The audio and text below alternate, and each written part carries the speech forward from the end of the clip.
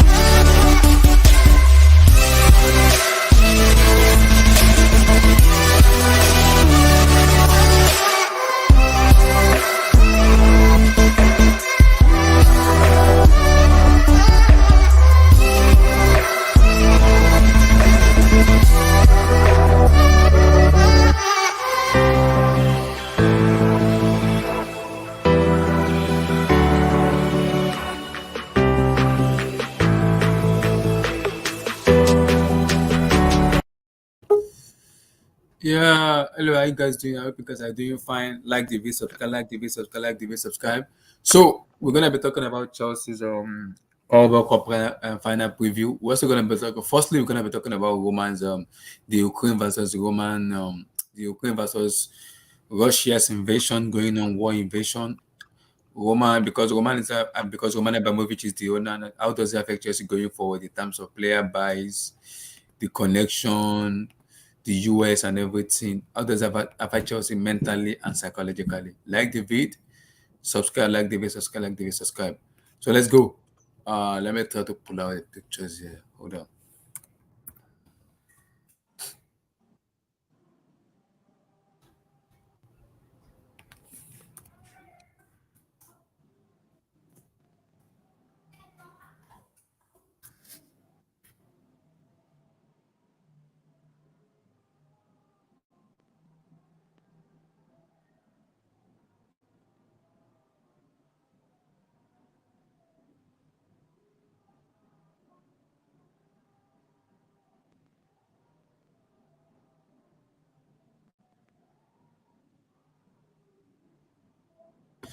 So trying to pull out I'm trying to pull out something out to see. Hold on.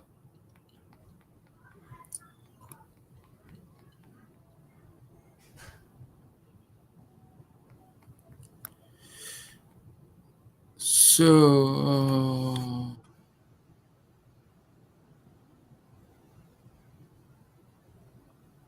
wow. So guys, according to the report we'll be hearing, his assets will be seized and everything will be seized. So does it kind of help Chelsea going forward in terms of Roman and Chelsea, the focus and everything? How does it help going forward? So hold on, let me put it out. Hold on.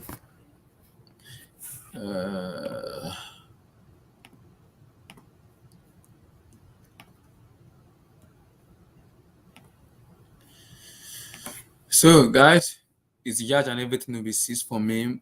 Also, possibly the people want the UK president want Chelsea to be seized from him too. Also, in terms of going forward, how does it help Chelsea in terms of player boards and everything going forward and everything? How does it help? Josh, your take on them this Ukraine versus Russian war in terms of Chelsea?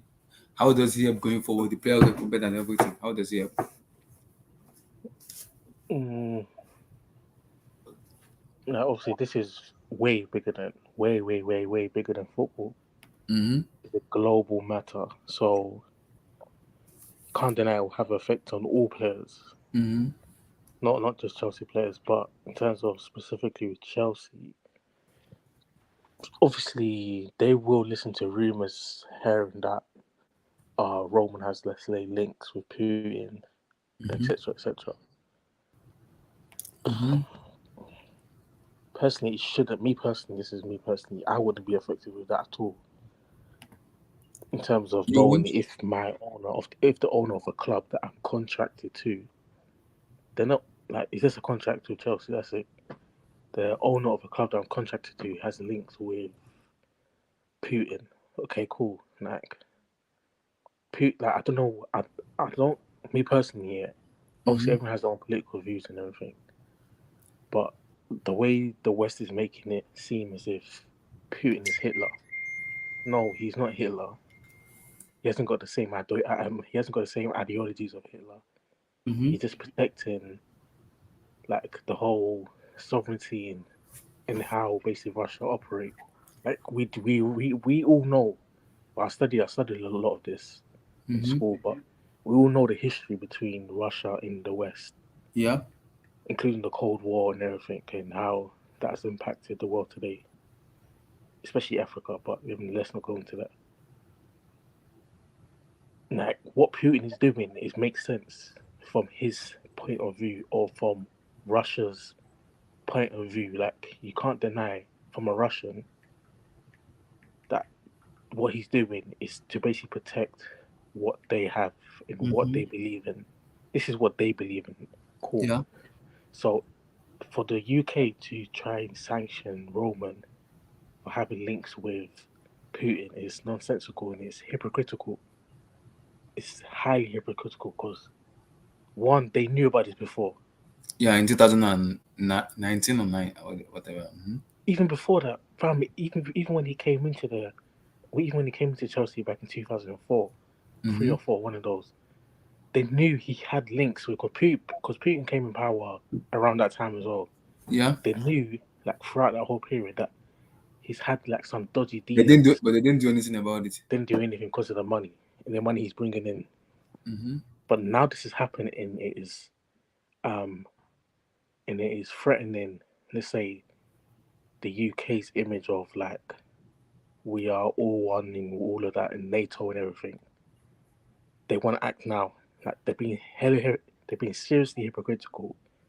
The UK has absolutely no right in the whole history. They have no right to question someone doing like or like to question another country or to question let's say leaders having links with billionaires, for example. Like the UK has absolutely no right to try and enforce themselves on that situation. So what they're trying to do is actually nonsensical. Will it work? I highly doubt it because it will take a very long process. You can't just. It's not gonna be by a snap of a finger that this Mm-hmm. will happen. This is gonna take And years. even if they're gonna assist Roman stuff, they can't even Chelsea. He loves Chelsea so much that he can take anything out, but Chelsea he can't take Chelsea out. Not Exactly. SSB is a complicated situation for me. Yeah, it is a complicated situation. It is. yeah. The thing is, if it does work, he will like. There's no doubt he will definitely pick Russia over Chelsea, 100%. Mm-hmm. Or like his relationship with Putin, 100%. He will pick that. Mm-hmm. He would But definitely pick that right now it's not over. even it's not even a Russian citizen anymore. It's an Israeli citizen now. Yeah. So like, I think Chelsea fans we need to be observant. We shouldn't react yet. Mm-hmm. Obviously, the media want us to react is a story, but Mm-hmm. we just need to be observant and ready for anything to happen or for any sort of possibility of Yeah. him having to sell or being forced to sell or etc. etc. Mm-hmm. And in whoever hands it goes into, I don't know, but yeah, it's something that it is affecting. Okay, so if Roman give up the team, I think the UK probably might have to give him $1 billion. Is it true? Yeah, it makes sense. Yeah, obviously, I think he can't just give it up. Like they will have to pay him off they'll have to pay him off. They have to buy it They off have him. to pay him? Yeah, definitely. You can't just say you can't just say you can't do it anymore. Like, you can't own Chelsea anymore. There's obviously contracts in that, so Wow. the UK government will have to pay him 100%. Are If they they want ready to to pay finish him the thing, money? Are they ready to pay him? boy, the UK's in a serious recession after COVID. So if they do, I'll just find it will just look so bad because the UK have like in terms of policies for like tax and everything, tax revenue and everything, they've increased everything. Cost of living is higher now because of COVID and everything, so they're trying to raise revenue. If they decide to pay off Roman because of this situation, 1 billion, the whole public will be thinking, wait, where does this 1 billion come from? When you have decided to increase our taxes and everything, so using our tax money to pay off Roman, it won't look good at all Yeah, from the outside. it might cause problem for the people in the UK because like when you do this now, why didn't he kind of sanction him long time ago? Why now? Why now are you sanctioning him now when Yeah, everything's gonna go bankrupt? yeah. That's So in terms like of the focus of the players now, how does that? Because I'm hearing some rumor that Chelsea is not going to be affected, regardless of anything. Roman will do everything he has for not making it affect Chelsea, because the UK want to seize his assets and everything. They can seize that from him, but the thing is they can't take Chelsea from him. That's why the problem. They cannot take Chelsea from him. mm, Roman might to be be honest, able in to the UK move they the can. team. I think Oh, they he can. might. I think Can he they do can. it? It depends. Yeah, they can. They can definitely can. Yeah. Okay, Roman might be able to move the team out of UK. I know that it happens in America where sport teams move to new state. I don't know if that can happen in the UK though. That's not going to happen at all. It's not. No, this is it's Chelsea Football Club for a reason. The way it's done in America is You completely can't do different. that because Chelsea Stadium is owned by their fans. Damn. Like there will be no point. Like there will be no Chelsea if they move it out. Like it doesn't make sense at all. Like, it's not. It's not like American sports. Like people, I think everyone knows this. Like, European sports is not American sports. It's completely different. So This is a yeah, that this is a complicated situation, man. It's a complicated situation. yeah, it's way bigger than football. Like this is all political and everything, and it will trickle down to obviously football and everything. So, like I said, we just have to be observant. It's not going to be like over a 6 month. Okay, so Roman doesn't know the Chelsea name and ground. And ground. Roman doesn't own the Chelsea name and ground. It's owned by the fans. Chelsea name right and image rights are owned by its fans. It could try to move the players and staff and sell assets, but will probably be blocked by the UK and UK government. For me, this is a complicated situation. For me, it is a complicated situation. For me, it is because Josh, they are targeting him now. This happens. See, they all know Roman as a what's called a relationship with Vladimir Putin. We know that. They know that.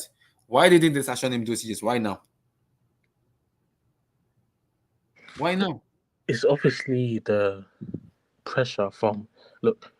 Money is a big factor. That's the reason why they didn't do anything before. Is because he's bringing in money into the country. Full stop. So they were never going to stop him there. The reason why they're doing it now and trying to bring it up now is obviously the pressure of the media, pressure of the public, knowing that Abramovich has relations with Putin and Putin is doing this, and And they can't even speak to Putin he because of Roman. their relationship. Like because they have a relationship, he could be able to be the one to tell him to stop and everything. You get what I'm saying? The UK No, government will obviously, seize yeah, his but asset, which means he yeah, will just not be because they're able. friends, yeah. But the thing about Putin is way more powerful than Roman. That it's not even on the same scale. Yeah. They may just be friends and everything, but Putin definitely has 10, 15 people just like Roman beside him, or even just like friends. Like he doesn't need to rely. Like Roman can separate his relationship with Putin, but obviously he won't do that. Or for Chelsea, he will never do that. Yeah. Like we need to realize. I think Chelsea fans need to realize Chelsea is not his only asset. It's not even his biggest asset. Yeah. It's He one of has his so many of. biggest one. He's one of, but like he has oil companies. I think Gazprom or something like that. Yeah, Or he has oil shares in companies, Gazprom, he yeah. has a yacht, he had everything. Like he has everything, so like he doesn't need to rely on Chelsea. Like I think Chelsea fans need to realize that Chelsea to Roman is not the be all or end all. Like he's got other things that are way more valuable than Chelsea. But So but but Josh, if the UK are doing this, I remember the Sheikh Mansour and the matches and the Newcastle Zona, they also involve themselves in the shady money. Why are they being looking at? Why is it Roma? Is it because it's Russia? What's going on? it's because it's not even just because Russia. One is because it's affecting NATO. and obviously the UK are part of NATO. But what the Saudis are doing is not affecting. It's not affecting the West. Basically, it's all about what's going on in that part of Asia. It doesn't affect them. That's why they don't care. It's just how it is. If it affects their back door, if it's going to affect them or their because NATO is massive. NATO is huge. There's so many people part of NATO. So if it is going to affect like the what do you call it, the cohesion between all the countries in NATO, Yeah. because obviously Ukraine want to join NATO, but Yeah, obviously they want Russia to won't join. allow it. I heard they want to join it too. Yeah. Yeah, but Russia won't allow it. So that's something that's directly impacting the UK in other European countries. So obviously they're going to get involved, and obviously they're going to do everything in their power to try and prevent that from happening. Cool, but what the Saudis and etc. are doing over there, they don't care. Like there's nothing. They don't care. It's not affecting them. So that's why they don't care about what happens in Newcastle Union City. Yeah, Man United get rid of this of the Russia sponsor exactly. In this, the problem with the Saudi partners to Western countries in their region, so the Western are blinded. Okay, this is a complicated issue for me though. It is a complicated issue. Yeah, It is. It is it's very global. It's complicated. global. It's global. Yeah. And the worry is if this continues, because I've heard reports that China and Iran are like looking to back Russia as well. If that happens, then boy, because China and Russia are basically two of the biggest, apart from USA. China and Russia are like second and third.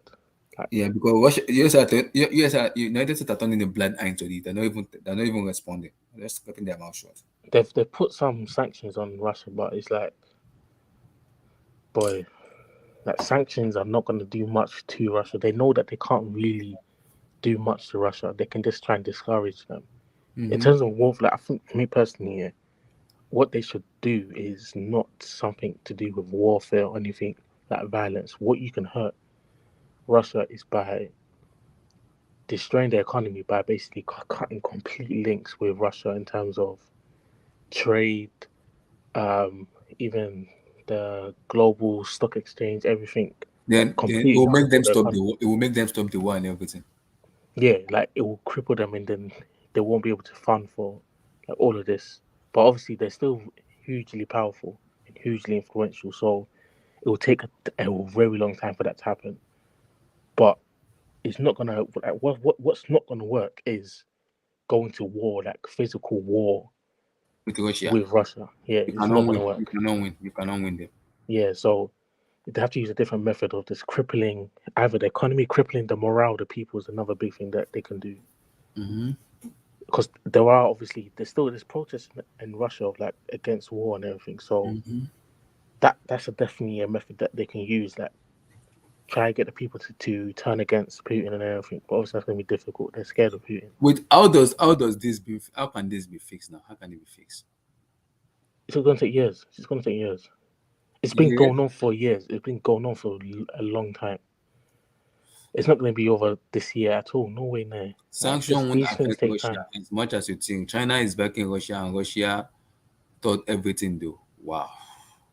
Yeah, China are like the second like biggest superpower in the world. This is complicated. It is complicated. So Roman knows it the could get consequences. The sanction won't affect as much as you guys think. But wait, this is what you need to understand now. I understand Roman owned Chelsea, but Chelsea is just one of his biggest, not his big asset. He has a yacht, he has an oil company, he has so much. I know he has so many investments. yeah. I know he has so many investments. But my problem is these UK people are making this look like something big, and they're making it complicated because now Roman is just one person, is an entity, just one, and he owns Chelsea, and Chelsea is big in London. He owns Chelsea, so the UK people are making it that is Roman now is buying Chelsea, shady money. I'm like, if the UK are looking at it that they're looking at it that Roman is making a shady money, what of the Sheikh Mansour of Man City? The Abu Dhabi of Newcastle United. Are they not making shady monies too? Yeah. So if you want to sanction Russia just because of what happened with Vladimir Putin and Roman, you gotta think to it because there's no way in the hell Roman is with Chelsea. He would not sell that club. The only thing Roman will fight the UK people and tell them, I have every right to my property. I have say to it. I have my say. And now it's gonna be who's gonna win between Roman and the UK people. Who's gonna win? Who will win?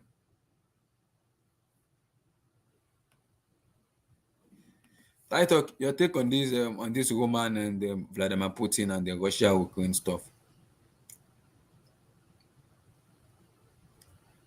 Talk, you there? Talk CFC. Yeah. Yeah, yeah, yeah, yeah, yeah. Roman, what is going? Just give what is going on exactly. Give us your take. What's going on?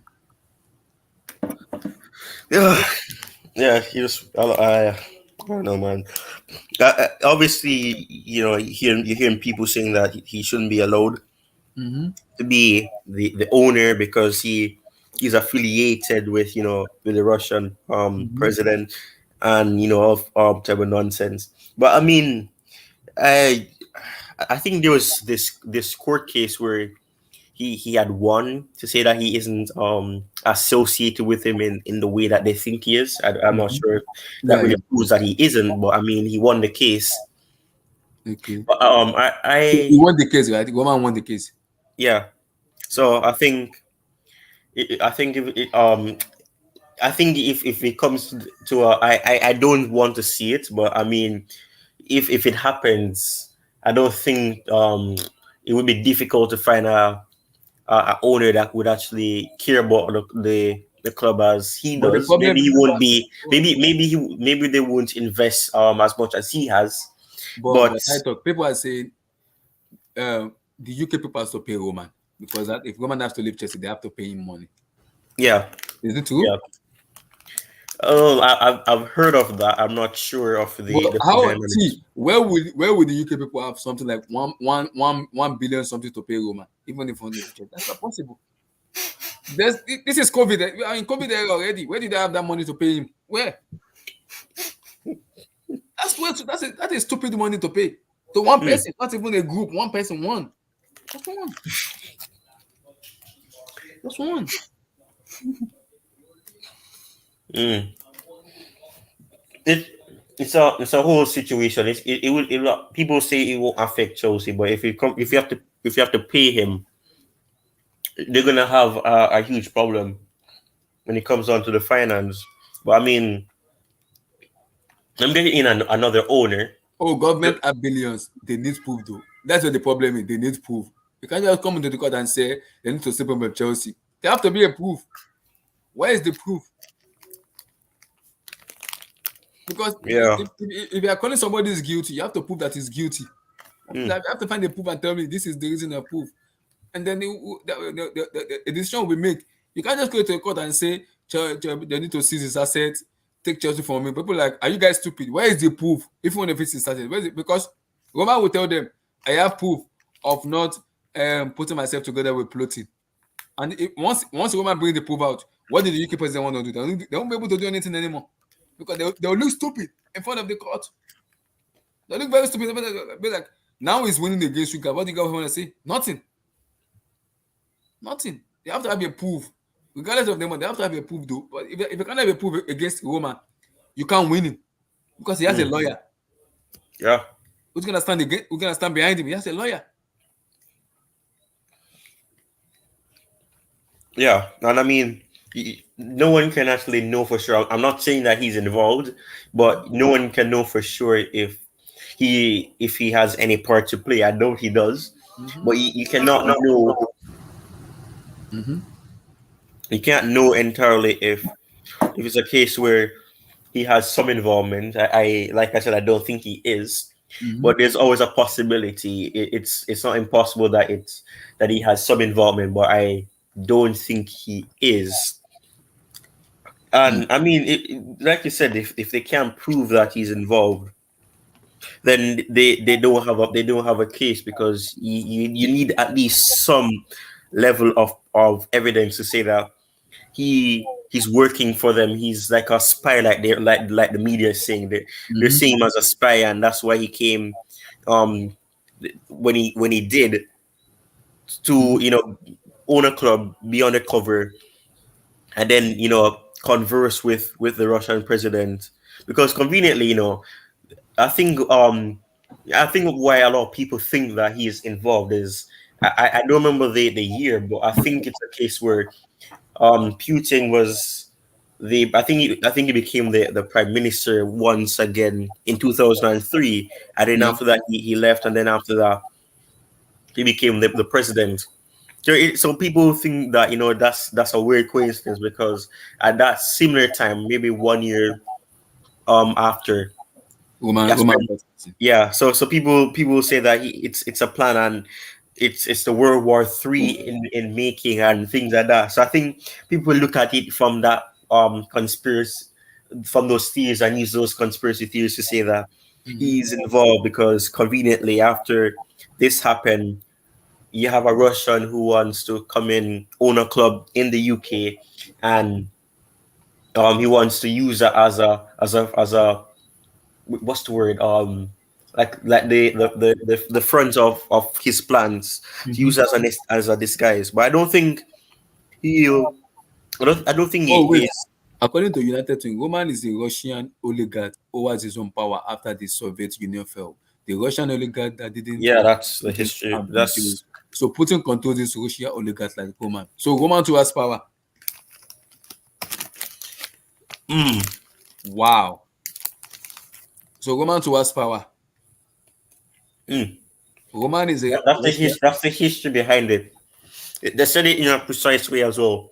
There's some truth to that. Wow. Okay, so he said, sorry, not power, but it's riches, but power comes with money. Ooh.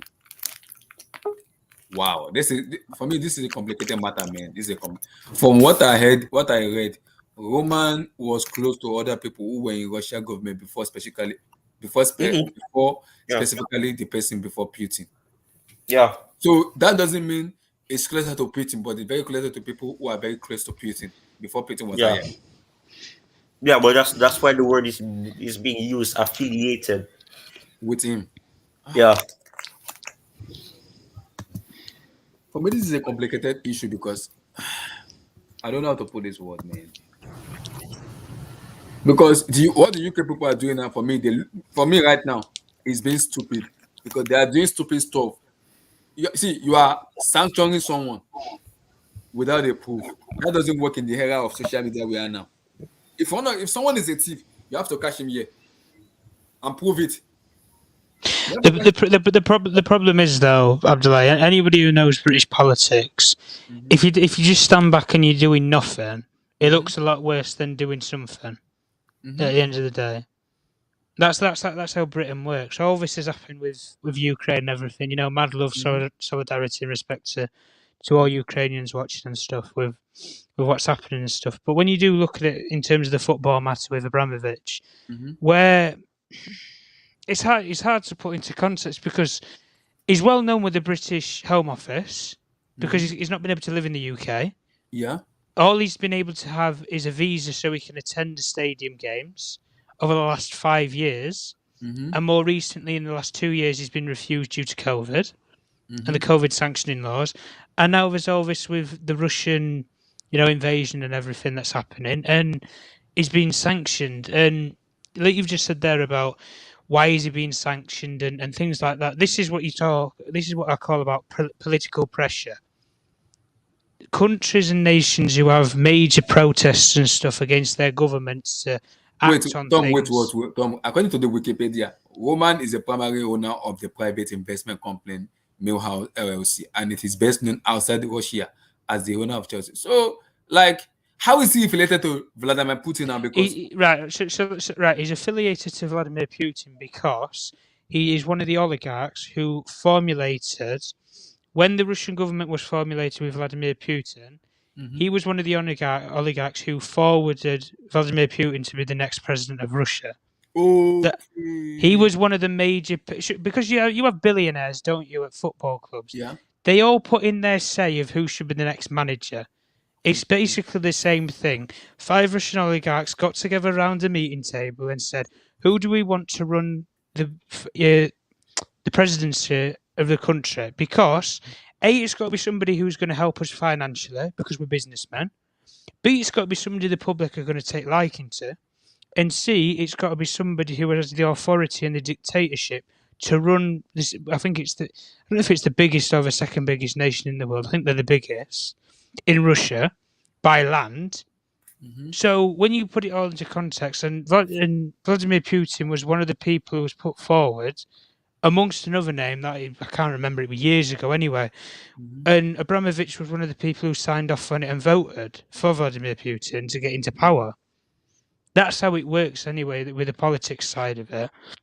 But like you say, with the football club side of it and everything, where he might be forced into selling the club and these sort of things and that, I don't think it's going to get as far as that, personally. I don't think he's going to be made to sell the club because he doesn't live here.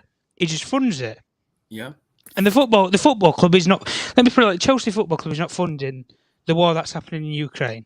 Exactly. He's not funding Vladimir Putin any money to put towards this war. That's all from the Russian war chest and everything that goes with the political side of the country. All he is funding here is he's funding the football club, and he's funding everything around the Chelsea. like everything with the stadium, the training ground. He's funding Chelsea Football Club at the end of the day. He's not funding, and he's funding one of his British interests. And at the end of the day, he funds into Britain, which means he gives Britain money.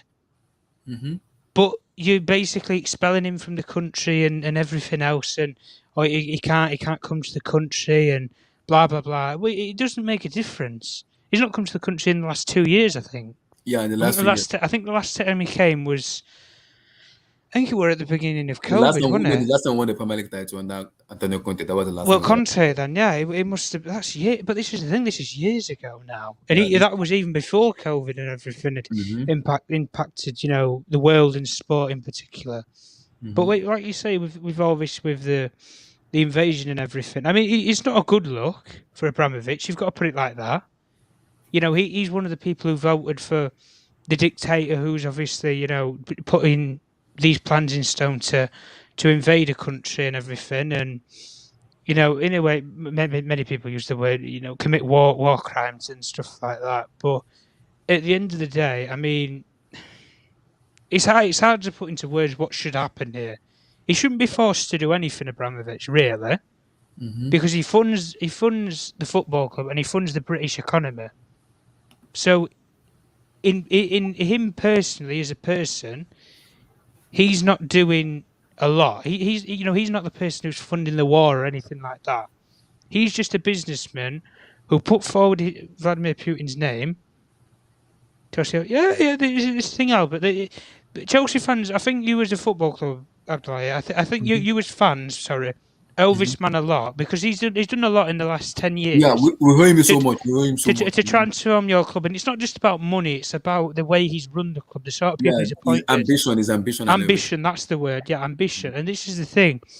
And even if he is forced to sell the football club, under no means necessary, you're going to be in the same position. If you know a certain football club called Derby County, where it was, I think it was Neil Morrissey. I can't remember what his name was anyway. He racked up all these debts and everything. He'd, annoyed a bunch of championship owners and everything that have got court cases against him and wanted to sue him and stuff.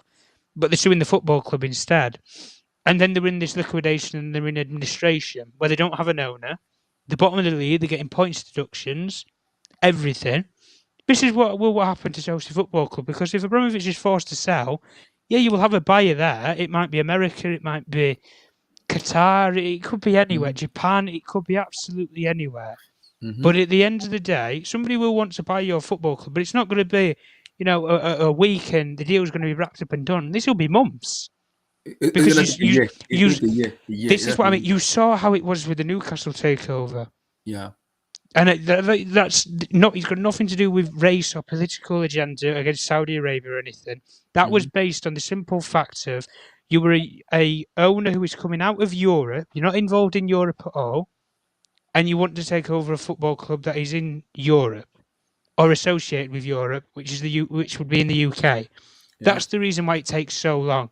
That's why American owners, when they buy football clubs, they can buy them in a couple of weeks. Compared to the Newcastle deal, for example, it took them months. I think it took them about 8 months to buy the football club in the end. Abramovich, when he bought you guys, he didn't buy you overnight. It took him 5 months that it took him. Yeah, it took him some because he had paperwork and everything so he could work and operate in the UK and everything. Because we were in the EU then at the time with the United Kingdom. We were in the EU, so there's over clauses and that come with it. And like you say, with him being a Russian national, according to Blue stuff. I saw this too. Sports investors and private equity firms, including some funds from US, have begun to do a potential takeover from Chelsea. According to the people familiar with the matter, Chelsea has already fielded one inquiry this month. So the problem is, based on this report also, Chelsea declined the request. They didn't even say what about it. They did not respond. People closer to Roman did not respond. People closer to Chelsea are not responding. They say no one is responding to the comment. No one is responding. People want to buy Chelsea. They've already have one investor, but Chelsea said no respond. So the people were like, Chelsea is not responding. Roman is not responding. What's going on? They look stupid right now because they want to buy Chelsea. They want to buy him for a very long time. They've been wanting to buy Chelsea, but Roman is not responding. His lawyer is not responding. Chelsea are not responding. They are not responding. This is the problem, though, isn't it? And nobody knows what's happening in the world right now. Like you say, when we do think about it, guys, we've been here for close to 2 years now, where we've had all this with COVID. It's not just we can talk all what we want about its impact on football. It's impacted all of us. It impacted a lot of people in the UK, namely me being one of them. It must have impacted you over in America, Abdullah, in Chicago and stuff. Things are shut down, your place of work and stuff. You're wondering how you're going to pay the bills, because it's not anything that's happened before. These things haven't happened in the modern era. Same with all this that's happened with Ukraine. None of this has happened, since the Second World War. I agree with Albert here. None of us were born. Yeah, go on anyway. Go on. Other the workers will lose their job if it happens, but seize it will stop. Will it stop the war in Ukraine? Remember, sanctions take time to take effect. It could be years or even a decade. UK government should just chill. Listen. Even if you do all this with Chelsea Football Club and you seize it and all this and you barricade the place up, it doesn't matter. The war will still happen. Chelsea. Then this is the one thing that I think a lot of people don't realise is Chelsea Football Club. Russia does not fund the football club. Roman Abramovich is a Russian businessman who holds 3 citizenships. One for Russia, one for Israel, and one for Portugal, like you've got in the bottom right-hand corner. Yeah, Portugal. He owns 3 citizenships. He has European citizenship through Portugal, and he has Middle Eastern citizenship through Israel. He has the right business citizenships to run businesses in the European Union and under the European Union laws. So at the end of the day, Chelsea Football Club is not funding the war. He's not funding the war. Nothing regarding your football club or Roman Abramovich is associated to that war, other than he was the one who voted Vladimir Putin into power about, a decade ago. That is the only thing that ties Roman Abramovich to what's happening in Ukraine. He voted Vladimir Putin almost a decade ago into power in the politics in Russia. According to a very reliable US sport news outlet, Elon Musk is very interested in buying Chelsea Football Club. Elon is an ardent Chelsea FC supporter, and he plans to keep the champions of Europe at the summit of the world football. Source: the Sun. I don't trust this Sun. They are bastard. The Sun News thought this was a real until I saw the source. Sun is bastard. I don't give a F about Sun. I don't rely. Elon Musk. Elon Musk. That's him who funds astronauts and NASA and one of the richest people in the world is interested. That's convenient. That's cap. That's cap. That's a BS news. Sun is not dead. I think it's Inter owned by Chinese businessmen. Yeah. I think, is there any Chinese owner from some club? I think Inter is owned by Chinese owner. I'll tell you what, they were that owner of Cardiff a couple of years back, weren't they? He owned it. Okay. Oh, Elon Musk is a Chelsea fan. Is he? I don't know about that. I don't Yeah, know. they said it's a Chelsea fan. Is he a supporter or like I didn't even think he watched football. I thought he'd be an NFL fan or NBA. Elon Musk? Let me Google it. Elon Musk. Elon Musk. Well, the money's in London at the end of the day, isn't it? When you talk about the UK. Oh my God, he's a CEO. He's a CEO of Tesla Motor. What? Yeah, he's a CEO. Don't even go there about his stock exchange or anything like that. Elon Musk, Abdullahi. FR is an entrepreneur and a business magnate. He is a founder, the CEO, and the chief engineer at Space, early stage investor. How many? Yeah, he funds NASA and everything. You know where you had the What moon this? landings. You have the moon landings and stuff years ago. Oh Lord, He's the sort of person who, in the modern era, if that happened, he'd be the person who'd be funding it. Well, maybe That's how much. If you let me put it like this, Abdullah, if you have enough money to fuel a rocket, build it, develop it, and send it to space, you have enough money to run a football club. Yeah, this is what I'm saying. More than enough. Yeah. This is him here. And the funny thing, Abdullah, right? Canadian and American citizen. What the Yeah, hell? yeah. Funny, do you want to know a funny fact as well? Oh Abdullah? Lord. He has twice the amount of money that Roman Abramovich has, and he's still 5 years younger. Wow. That's what you call success, right there on the screen. Yeah. Business success, anyway. Wow. But I don't know though if he'd buy a football club or not. They said he's a Chelsea supporter. 2 Chelsea supporters. Yeah, but no. Gallagher's a Man City. He's named this baby after Kante and Pulisic. That's what they call them. Oh, his baby? Christian Kante. Oh, his baby's name His after baby. Kante. Yeah, a long time ago. Christian Pulisic. That's just weird. He could be talking about religion though. So is Chelsea heading back? What they relax? No, that's not gonna happen. No. I love that. I know that. I would love that. It's not happen. It's not happening. But you see, it's not about how much money. Everybody would love to see that. Exactly. But the problem it was funny with City though, wasn't it? When they got what I like. Got that with UEFA. It's about the love for the club. It's not about money for me though.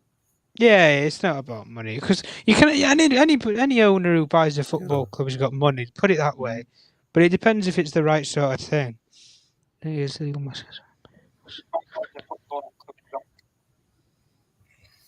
Yeah. I know he's got Canadian citizenship. I didn't know about anything to do with government or anything like that.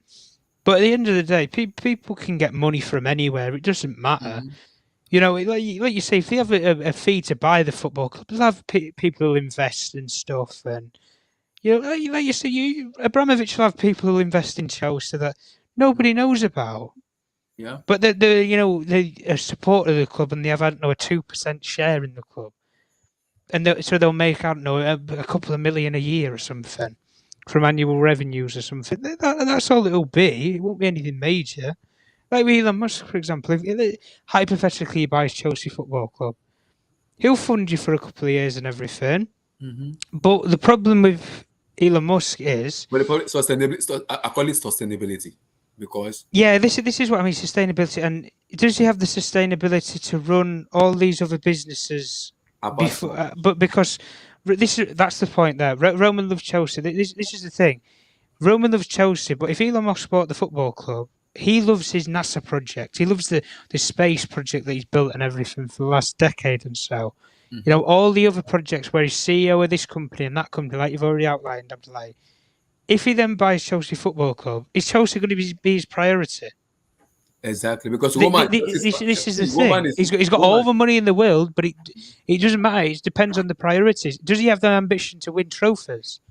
Does he have the ambition to be the best team in the world and everything like Abramovich has and compete with the likes of City, Liverpool for the league and the likes of, your heavyweight giants, your Bayern Munich, your PSGs in Europe to win the Champions League? Does he have that ambition?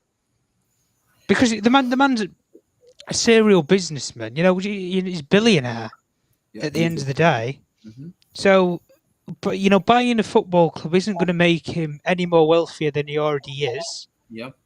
It's just going to mean that he's got something to do in a way on the side, I guess.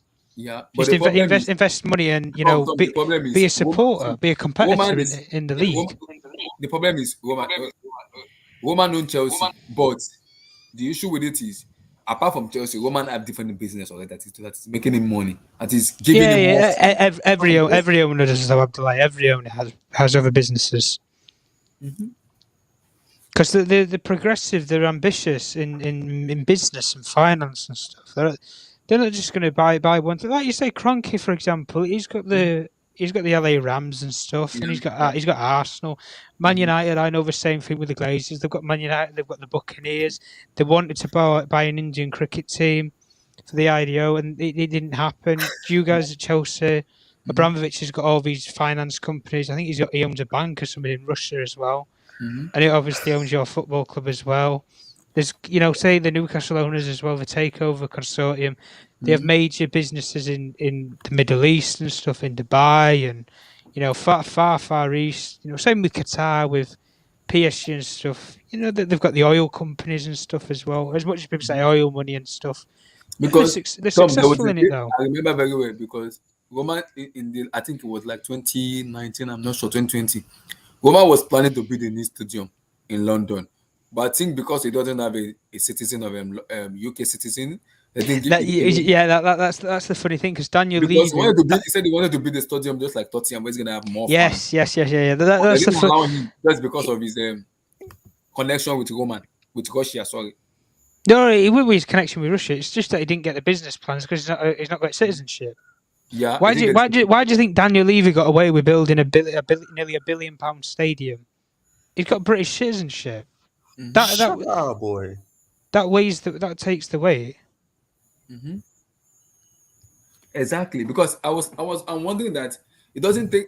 Roman has the money to build a stadium, but is it about a citizenship that is not allowed to build a stadium, or what's going on? Because this is, for me, UK people, UK government stepping in, and for me, I call it stupidity. For me, why are they doing it? It doesn't make any sense.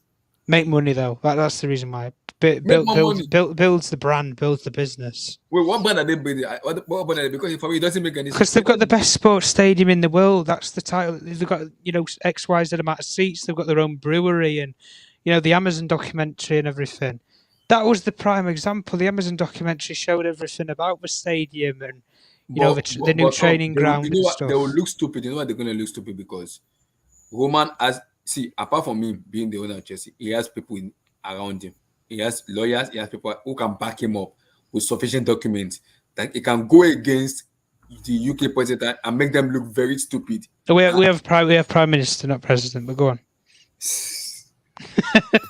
Yeah, we run by a prime minister. So, like, what I'm saying is, Roman can easily go against them and tell them all their accusation that because against him is fault. They have to make a public apology to the world. Now, would they do it?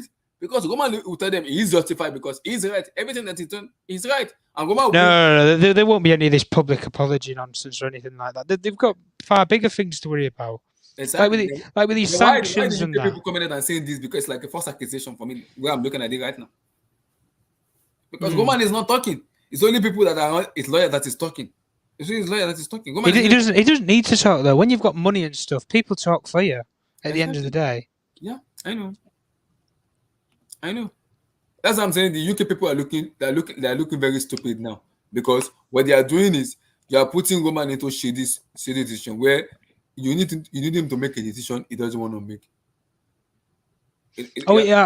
But let me ask you a question. Do you think he'll sell Chelsea football? Nope. It comes to it, he may have to. He may do it. Yeah. If he's forced to. Yeah. If he's forced to, then he's going to have to. But if it's his own personal choice, whether he's got to sell it or not, he's not looked like selling since he's bought the club. He's fell in love with it. So, most of the MP in UK are jealous of Roman. When the foreigner comes to the country and start to invest in the UK, they don't like it. The UK government are a bit arrogant. They left the EU to become independent. This is the thing, Albert. We left the EU to become independent. And we're an absolute, embarrassment, a shame. Anybody who knows about, just world preference, world social, sort of policies and incidents, Look at the fuel crisis and stuff, oil crisis, everything. The prices are going up. You'll have seen it in the US, Abdullahi, Yeah. with fuel prices and stuff. It's hit Yeah. a record high. Yeah, This got is all high. because of things that's happening with the war and stuff. It can't be helped, but it stops supply lines going through Europe, which then ultimately get on ships. Yeah. You know, cargo ships go to America. Same way us crosses the English Channel, comes to the UK where I live. These are the things that happen in our society. And like we say, you have a foreigner who comes in, he's got a successful business model background. They would do the exact same thing to Elon Musk if he went in and bought a football club or I bought agree. something in the UK. Albert, I agree with this. He's an I agree with outside. you. He's an outsider. He doesn't have the Outsider. citizenship. He's not got the right paperwork to own citizenship in the UK. What does he want here? I If agree he's with this, what. if he's this successful businessman outside of the UK, Exactly. why does he want to come to the UK? Exactly. Look at what Albert said. Chelsea for me is one of the most hated clubs in world football, and I agree with what he said here. I agree because the woman is. I think all football clubs at the moment are though. I can speak same with Man United where we've had the with the Aeroflot sponsorship deal. I know for a fact if it wasn't, I would say if it wasn't for the British political system getting involved and stating about that they weren't allowing Russian airliners to come to the UK and vice versa, they weren't allowing British Airways to Russia and stuff like that because of the conflict that's happening. That's the only reason why it's forced the Glazers' hand to end the sponsorship deal. Because you're paying £40 million for a sponsorship deal that you've not got access of using as a sponsor. Yep. Like, you know, you can see it from a business model.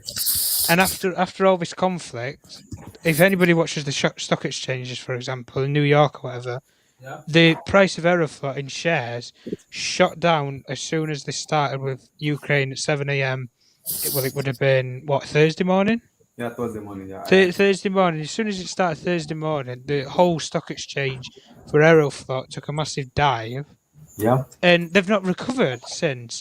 So, and this is why we're seeing these things with fuel prices and stuff. And this is what I mean when you mix politics with with travel, with just travel, sport, books, anything. You mix politics with anything. Nothing. It doesn't mix. There's not a formula there at the end of the day. And we had it with the Super League. But that was probably one of the most easiest, examples you can use. The Super League happened and everything, and the British political system got involved in the Super League. Like, what? I never understood why they needed to get involved, really, because I don't know why. It's a sporting matter, and it's for a European organisation, which was UEFA, and we're no longer in the EU, so. What does it mean to anybody, to British interests? Nothing. Yeah. The British interests aren't these British clubs that were going to break away and stuff. They're not owned by British citizens or British businessmen, so it didn't mean anything. Yeah. Albert said everyone wants Chelsea to fail. Every final we are in, downplays at the Club World Cup. Now Sunday's final, everyone thinks we can't win, which is fine. That's what the problem is. Because Tom, this thing happens every time we have a big matches. Why? I don't like this stuff, man. It doesn't make me happy. I don't like this stuff, man. It does not. Why is it happening? Every time we have a big matches, this stuff happens a lot. Why? What's going on? It doesn't make any sense, man. Because when people go to Stamford Bridge, they complain that the fans in Stamford Bridge are always quiet. And I was like, the people who was at Stamford Bridge are not young people. They are like old people. Old fans, old people who has been there for like early 80s, early 90s. You got what I'm saying? So you can't expect them to have this passion like other club have, like Liverpool fans, the way they shout, "You will never walk alone." Dortmund have this kind of club have. They will have it, but it's gonna be limited because people who owns the club are just like old people who are more like worker, more of workers people who are also rich, have the money too, but not like those young fans too who can have passion to shout and just see their mind out. So for me, it's complicated in some way because I don't understand people. I don't kind of get it. For me, I don't get it. The more they look down on us, the more that's true though. That's true though. That's true, though. Ty, going forward now. What do you think? Because for me, this is a complicated issue. For me, it is a complicated issue. Ty, are you there? Are you there? But on a political note, Putin has been putting this for a very long time. He knows sanction will come. Will come. He is no fool. Russia has self-sufficient countries, and the how you is sitting into $600 billion. Wow, this is deep. This is deep. This is deep, man. This is deep.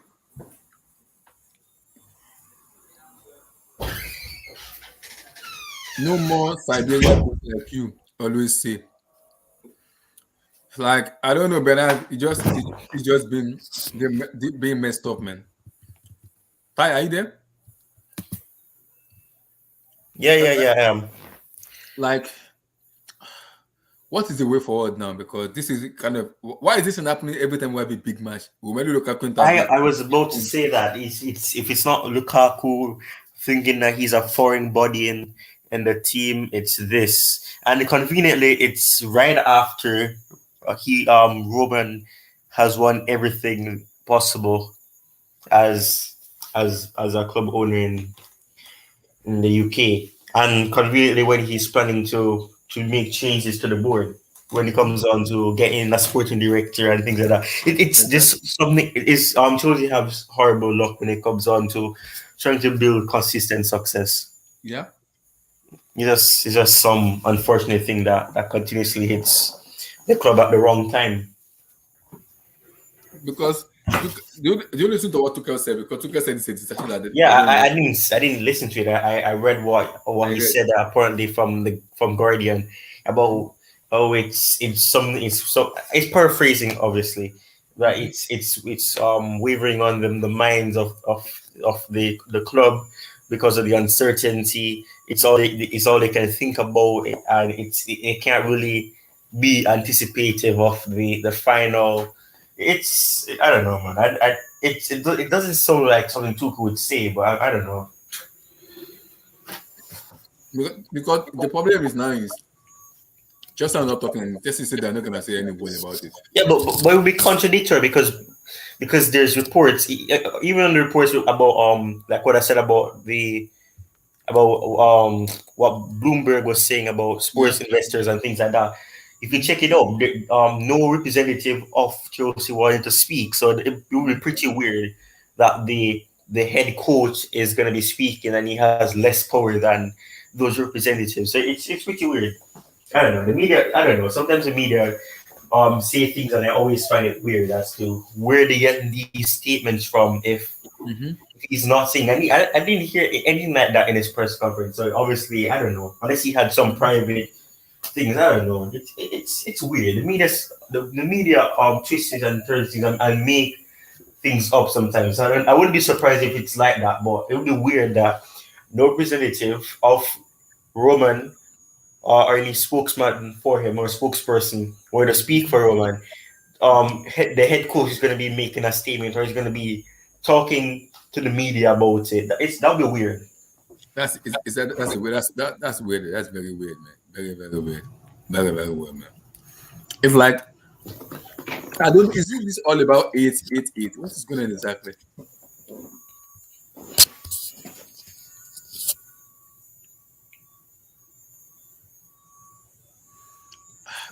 Matlow has always said the same thing too. I don't know what's going on. This for me, we need to know what's going on. We need to know exactly what's going on. We need to know exactly what, because this for me this is like a discussion, and I don't want it to affect the Chelsea players, because the Chelsea players will be like, are they gonna get paid? Is it gonna affect them going forward? They need to have a clarification of what's going on. We need to know. What do you know going forward? What do you think going forward? What do you think now going forward? Going forward, if the club has to be sold or otherwise, I don't think it will be sold. I don't think so. For me, because the UK, like what you said, UK has to pay Roma. Do they have the money to pay Roma? Do they? I really don't know. Oh, Samuel Phillips said If it happens, it won't affect Roma. It won't affect Chelsea. Sorry. Oh, okay. So if they sanction Roman and the season started, it won't affect Chelsea. Yeah. Okay, let me check this tweet. So it won't affect Chelsea. Simon Phillips. Hold on. Simon Phillips.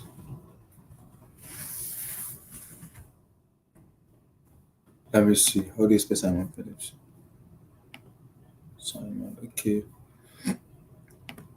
Okay.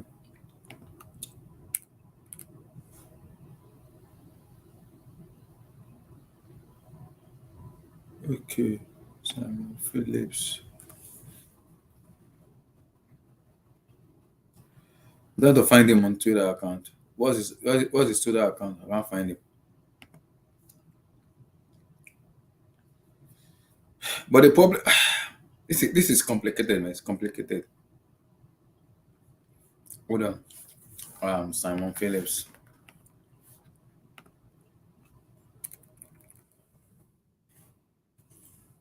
Simon Phillips.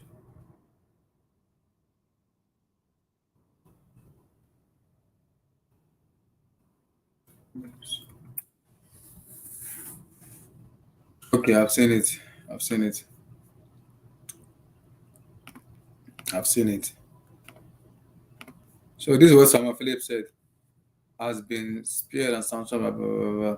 Chelsea can be confident for now that Abrahimovich will use every asset in a disposal to ensure it's going nowhere. So it means no matter what happens, Chelsea is gonna be Chelsea. Is that what the tweet is saying about?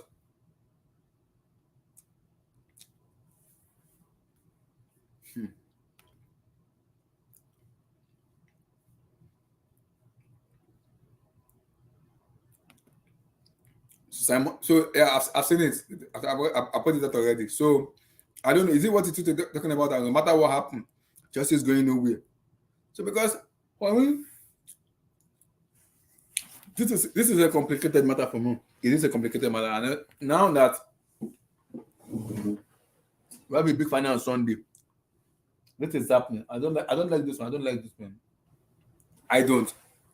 It doesn't make the player concentrate so much. I'm not happy about this, man. Why is this happening right now? Why? Why? Why is this happening? I talk your take on this. Like, is it because of the hate on Chelsea or what exactly is wrong with these UK people? Why are they picking on Roma? And it's small thing they don't like us. I remember those years when we won the Premier League title, when the referee would just give us like a penalty and handball that we don't even deserve. This is not up. We didn't do anything about it. And for me, I don't think Roman did anything wrong. But for me, until it's proven guilty, I don't think like they should go beyond the way the UK people are putting it for me.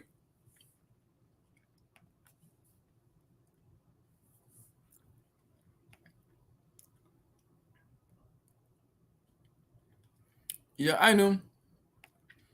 People just hate Putin, bro. That's why.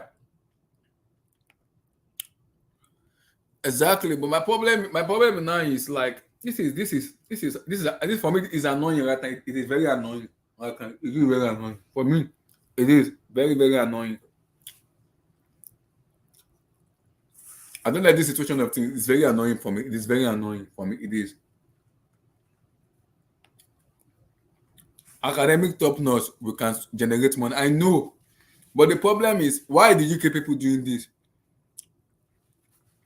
That's the problem. Even if another owner comes to buy Chelsea, will he have the ambition of Roman have with the club? I don't think so. I don't think his blueprint for me is Mr. Chelsea. That is his name. He is Mr. Chelsea. He is. Because he owns that club. He is Mr. Chelsea. They hate him exactly, but because he's Mr. Chelsea and he owns a club like Chelsea. So I don't know. Like, Ty, give me your take on this stuff going on, man. Give me your take, like.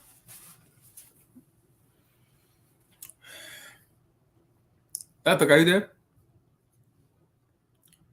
They hate him. Albert, like I don't know, man. Like this is very, very, very, very complicated, man. Like it is complicated, very, very. And we're successful. I don't know why the hate is on. Why the hate is on him. Sometimes people want to combine politics and football, but it shouldn't go that way. Football is different than politics. Why are people doing that? Why are people doing that? Why are people doing that? What's going on?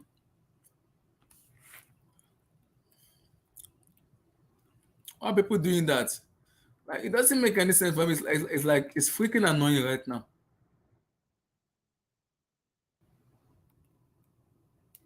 Like I don't know, man. It's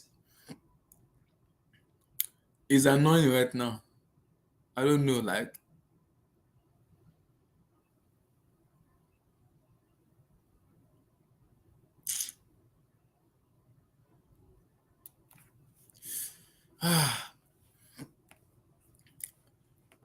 the last 10 years, 2 Champions League. Since 2014, we have won the most trophies in the whole UK era.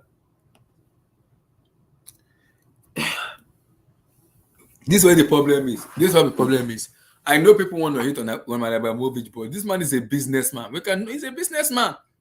Can they just allow this man to do his business and make his own money? What the heck is going on with them? This type of scenario is low-key normal in Africa, but since it is in Europe, the escalation will take it to a higher level. That's my problem. Like Bernard, that's my problem with this stuff, man. Like, because it's Europe now, so people make it more complicated because it's Europe. So, like, and it's even Roman Abramovich, and Chelsea is kind of very hated club in world football. So, this stuff happen, and when this stuff happens, it's like it is very difficult to pull out of it for me. It is very, very difficult. So, because I don't think Roman will sell Chelsea. I don't think so. I don't think so. Regardless of whatever people say, I don't think he will sell Chelsea. I do not think so. But it should not be scapegoated as being one of the people who kind of do this and do that for me. It should not be that scapegoated people. Yeah, exactly. Title, are you there? For me, it should not be scapegoated for me. It should not be. I don't understand. Like, it shouldn't be scapegoated in terms of where people come at him and say is involved with Vladimir Putin, the Russian president and everything. This is annoying, right? It's very, very annoying. Very, very annoying. Very annoying. Josh, your take going forward. What's your take going forward? So what do you say? Going forward, how does it affect the players and the club and everybody around? Because I don't see Roman sending Chelsea anytime from now, in maybe the next 1 or 2 years, because this stuff will be resolved. How long will it take? I don't know. I think he's definitely thinking of it. He definitely has an exit plan in terms of selling. Like, how long has it been now? What, it's coming to 20 years? Yeah, he'll definitely will be thinking of selling. You mean Roman? Yeah. I think he'll sell. You think so? Especially with all of the like restrictions that he's getting. Like, imagine not being able to come in, like, to come to the UK, for example, to see your team or to see basically what you are investing in. Like, it's going to get to a point where it's like, yeah, I think it's becoming more of a liability now. Like, especially with this situation as well. Like, though, like these do play a factor in him deciding whether it's becoming more of a liability, more of a threat to his whole image and everything, or whether like he should stick with it. But I feel like Abdullah, you look at it from an investor point of view. If all of this is going on in the UK, are like really trying to like seize your assets, and they already like took away in terms of your application for a UK visa to come to the UK. He's not been in the UK since 2017, I think. Like, all of these things, like, they contribute to you making the decision: is it worth still owning Chelsea? With all of these things going on, so yeah, he definitely will be thinking of it. But he did promise that he would sell to like a owner or like I think he said he passed on to his son, but if not his son, You mean Roman? he did promise that he will sell to like an owner You, that is willing to invest. you mean Roman? Yeah.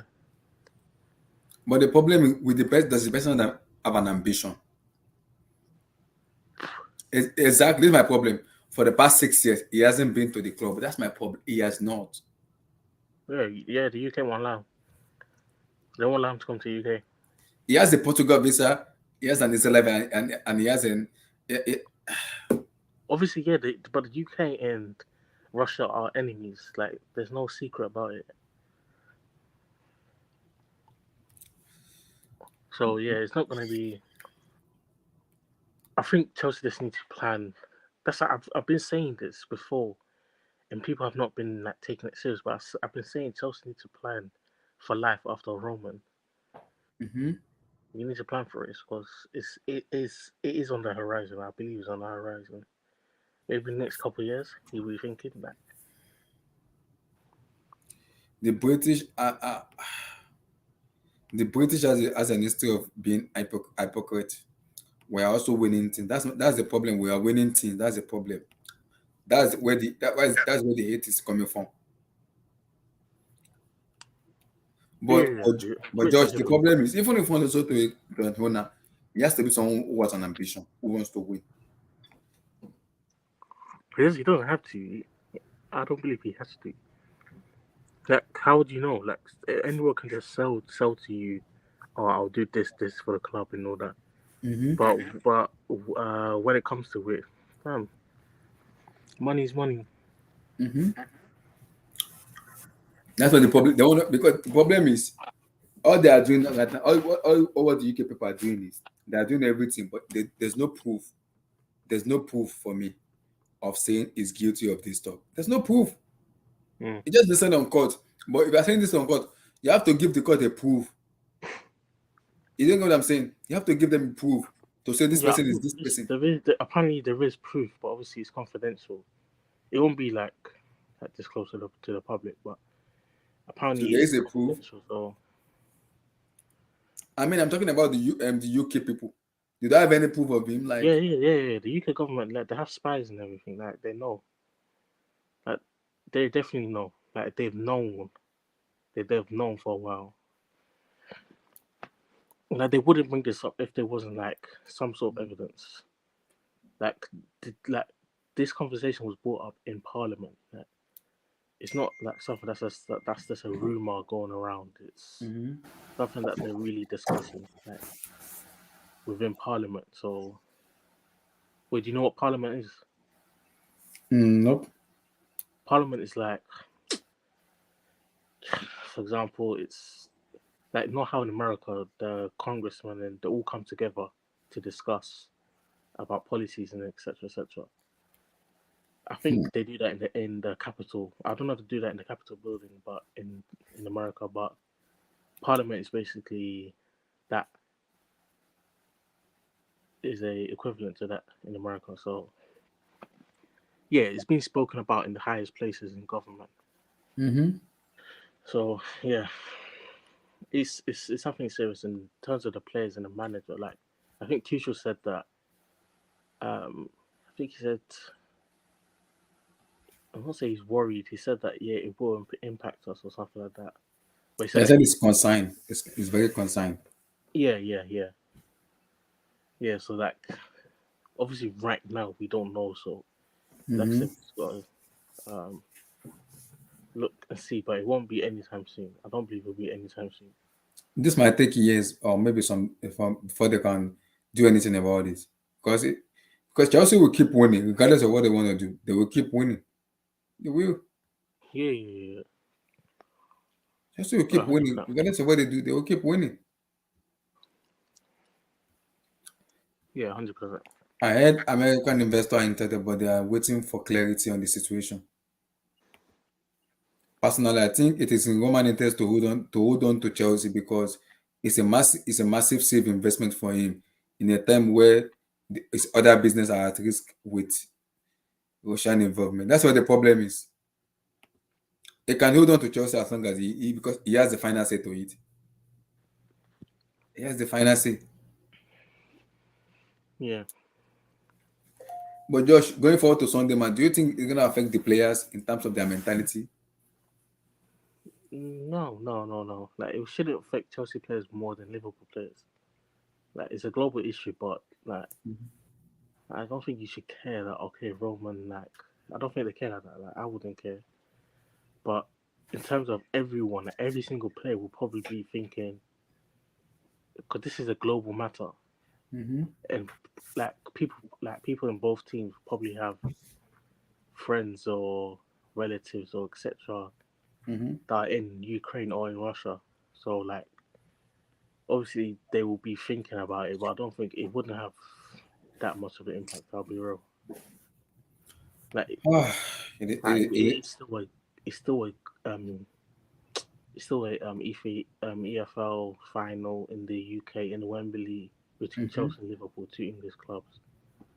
So like, shouldn't really be affected. but the problem is, but George, the problem is why they hate on Roman Abramovich. Why they hate? It's like, they hate Russians. Like, it's normal. Like, it's like how Americans hate But Russians. he's not a Russian citizen because he has an Israeli citizen apart from Russia. He has so many No, but citizenship. he's Russian from thing. But just because he has got a Russian thing, yeah, you could do that legally. Like, I can go and get a Ghanaian passport. I'm still living here, or I still have links to the UK. Like, it's not that I can say that just because he's not, let's say, living in Russia or anything like that, doesn't mean that, fam, they've known he's a Russian and he has Russian links. If they know that, like, they'll have hate towards you. Like, that's just how it is. Right now it's very, very tough right now. Very, very tough. Yeah, but to be honest, they should be having the same energy, but they're not gonna have the same energy, obviously. But even I know, well, I don't know, but the speculation that Kroenke has links with, in terms of investing or financing Israel in their war against Palestine. So like, all of these billionaires are definitely involved in some sort of war across the globe. Like it's not a secret. Like, it's not a secret. It is not. It is not. You are very correct. It is not a secret. It is not. Yeah. It is not because this for me doesn't make any sense. It doesn't make any sense, man. It doesn't. I think people It need does. to realize that, like, dealing arms, like selling like weaponry or defense and everything, it's a huge. It's the biggest form of trade. Like, that's what generates the majority of money in the world. Yeah. That is through dealing with arms and everything. So obviously these countries in these high profile personnel are going to be heavily investing in this trade. Dealing weapons is, oh my days. I think people need to. I don't think the average individual understands the extent to which, like, weaponry and defense is so important to a country. It's so important, and that's the reason why even USA, I think 25% of, I think, world spending on defense is 25% of it is just by the USA. Just by the USA, like, that's ridiculous. But it's important, and that's why, like, America basically rule the world, because they have their influence on every single war. They have their influence on. Yeah. So obviously, you live in America right now. Like, I know. I know what's going on. Yeah. I understand the situation of things that's going on. I understand. I know. So it's for me. It is a complicated matter right now for me because I completely understand what's going on, and it's annoying right now. It is very annoying. Yeah, it's like it's overshadowing football completely. Mm-hmm. Which it It should, obviously, is a more important matter. But it may get to a point where, if it becomes more like, well, this, I don't think will happen this season at all. But if it becomes a lot more serious, where Russia don't stop and they continue trying to invade, let's say the neighboring countries like Estonia, Belarus, etc., etc., football may have to stop, like European football. Maybe domestically in other countries should be alright, but it depends on who declares war on who. But Because I'm hearing people that, have to find a way to stop Russia from doing this, from yeah, continuing this. it's carbon copy to Nazi Germany in World War II, how they invaded Poland, and that's when they basically declared war. At the West declared war on Germany once they invaded the rest of Poland. So it's kind of becoming a carbon copy of that. Just depends how far Putin decides to go. Yeah, but yeah, It is. it is what it is. Hold on.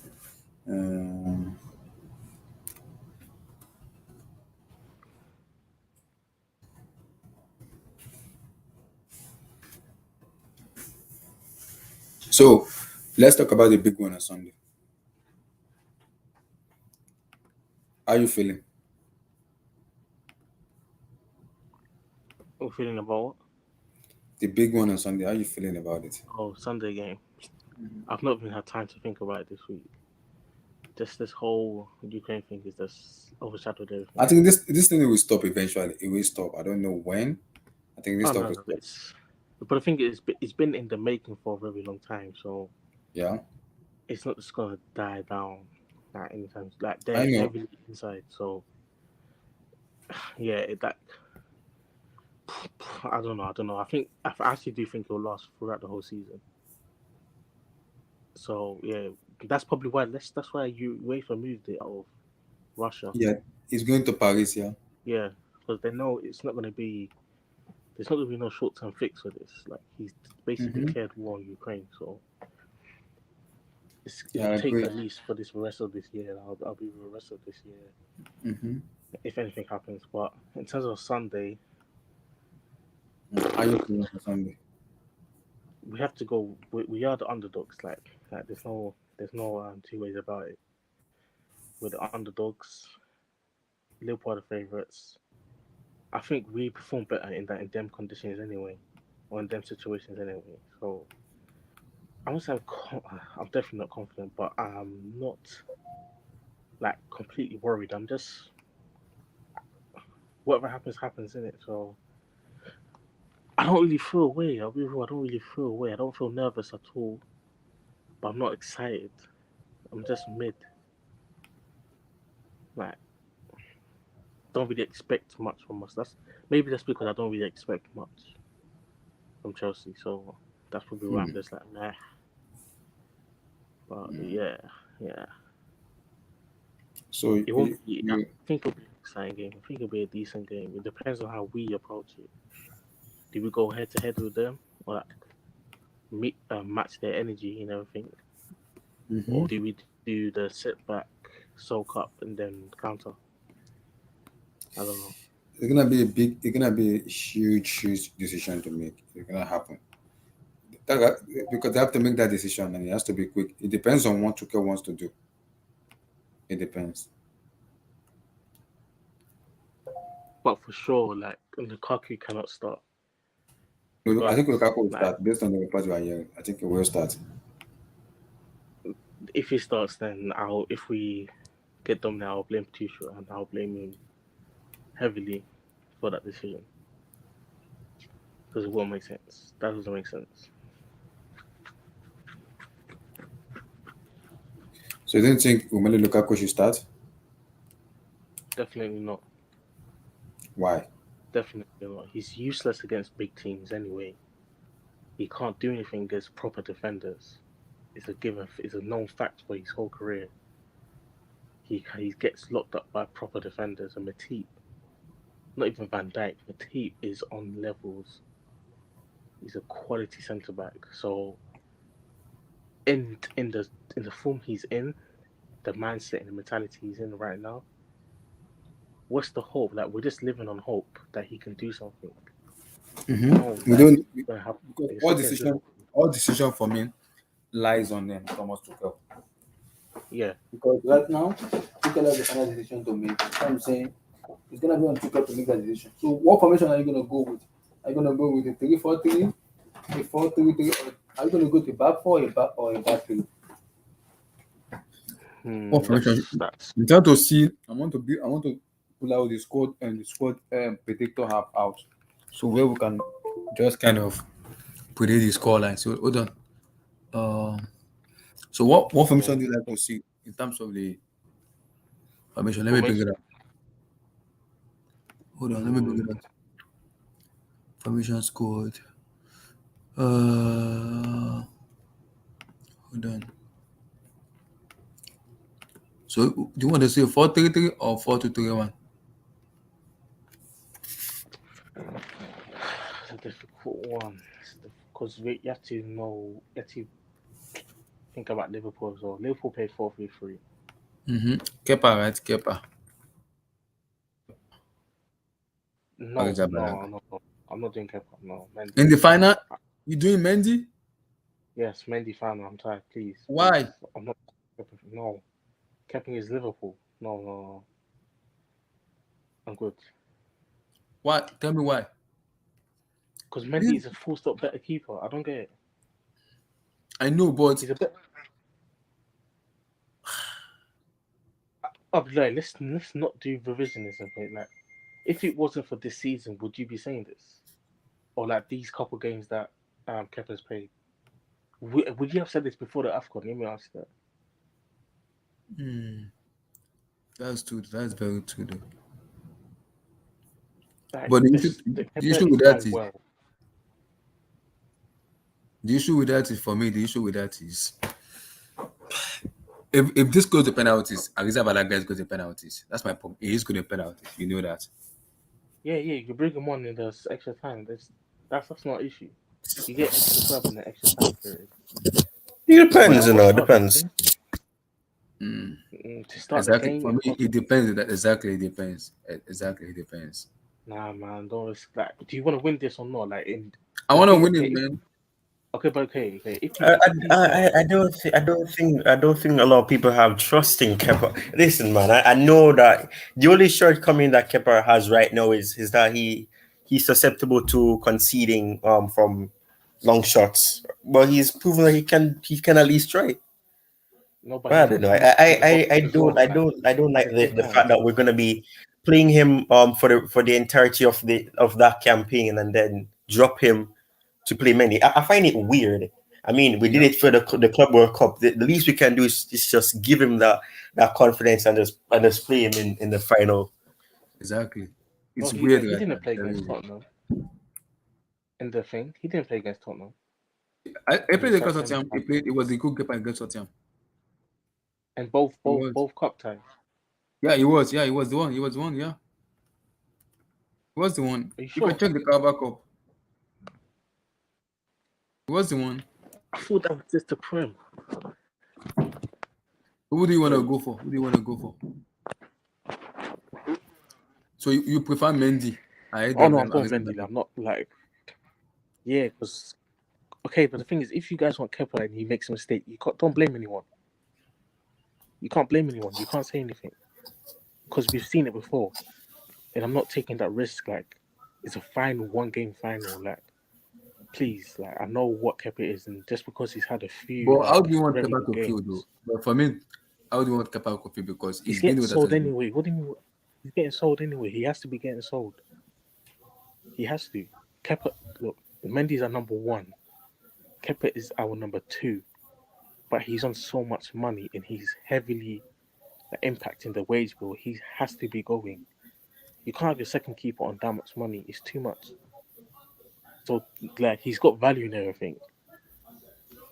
So, I'll be happy to sell him for a decent amount of money. Okay, Liverpool goalkeeper, second goalkeeper will be imposed on Sunday. Yeah, and it's the same. It's the same thing as well. He's been their cup goalkeeper, and they're still sticking with him. Exactly. Yeah, because Kelly is actually a good keeper. Like, he's been a good keeper. There's no question he's been a good keeper. But if you guys want to play Kepa, it's at your own risk. You can't complain if you see mistakes. You can't complain. But me personally, I will go for more trusted Mendy, personally, I don't care. So let's I go want to for win one this after game. the I other. really So want to win you this want game. Mendy, right? You want Mendy, not Kepa, right? Yeah, I want Mendy. This is Wembley as well. I'll come to tie on his own. And if Mendy makes a mistake, no one can speak about that. Exactly. Yeah, Mendy. but So the are you thing, gonna go back? Mendy's our number one. So are you gonna go to Yeah, the back? he is, but I mean, like nobody can complain if he makes a mistake. So Josh, are you going to the Yeah, I'm not back gonna three or a complain. I'm back not four? gonna complain. So you go to the Oh, back three? this is the What are you going for? Yeah, back three. 3-4-1-2 or 3-4-2-1? 3-4-3. It's 3-4-3 though. 3-4-3 is there, yeah. Yeah, 3-4-3. Okay. So we all know who's gonna start in the back three. So we have Okay. Is this what I want or what is very realistic? what you want. Okay. Obviously, Thiago Silva in the middle, Rudiger left centre back, Silva. Christensen right centre back. Then Thiago Silva. No, this one is different. Yeah. It's different. H. Put the H before the I. Oh, Thiago Silva. Oh, okay. Oh, Thiago Silva. Then who goes here? Rudiger. Yeah. And Then Aspi or Christensen. Andres. Because Tuchel said with James is back. He said he would have to. He would have to do it, and maybe he'll be crazy enough to play. But I don't think he's gonna. I don't think he's gonna do that. He was just joking when he said that. So yeah, let's be real. yeah. But obviously, what I want. Okay, Kovacic and Let's Conte. see what was listed. Yeah, Kante and Kova. Yeah. Oh, I find that pivot very contradictory. Against Liverpool, it's worked twice against Liverpool, so it's been good against Liverpool. So Remember, we're playing Liverpool yesterday. I don't know. It's different though. They haven't comparing to that Liverpool game. They haven't been the same ever since that. Ever since then, they've. I don't know. It seems a bit contradictory. They don't really soothe each other that well. It's just I don't know, man. It's 100% they don't. Yeah, they don't. But it's against Liverpool, just because I think it's the energy that they bring. Yeah, it actually helps us specifically just against Liverpool because they can actually match Liverpool energy in the middle. Yeah, just with them two. Do you go for Malaxa here or Aspilicueta here? Or Marcos Mugabe? Who do you go for? Sa or Mugabe? Marcus Mugabe, that's funny. This is a difficult one. Or Marcos Mugabe? We've played Sartre before in the three. Wow, yeah, we've played him in the Carabao Cup before. Yeah. Wow, I've never seen us play him as a wing back. When we play Malaxa, we back to back four. Yeah, it's two different roles though. Yeah. Oh no. No, when we play Malaxa, we play more as a back four, not as a back three. We play more as a back four. Yeah. If it was a back four, it would be Malaxa on the left back. But if it's back three, I'll put Alonso. Yeah. I can just think about it right now. I feel I can just see Salah doing what he did to him again in the Premier League game. Alonso. Oh, he's gonna get done. Oh. So the fun thing is gonna be Josh. What you want, not what Tuchel wants.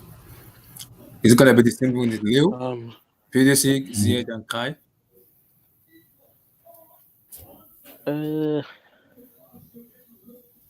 This is a starter for me, I think.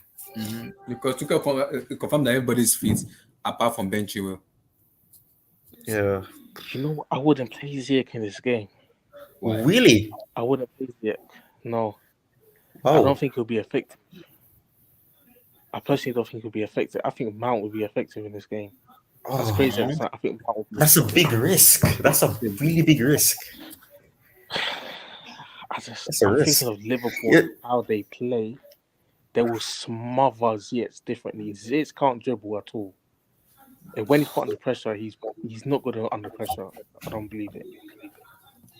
I will play. I'll play Mount. I'll put Mount on the right wing. Mount. Hopefully he up does. front. Hopefully it works out though, because Mount hasn't played in a while. So the last person we're gonna play on the wing is who?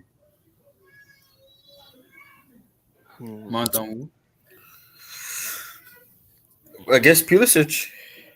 Pulisic. Hey, Yeah, it's probably gonna be Pulisic. I Pulisic. mean, we don't They'll have no probably other choice. rather I run don't too think much. Callum is going to be played on the right.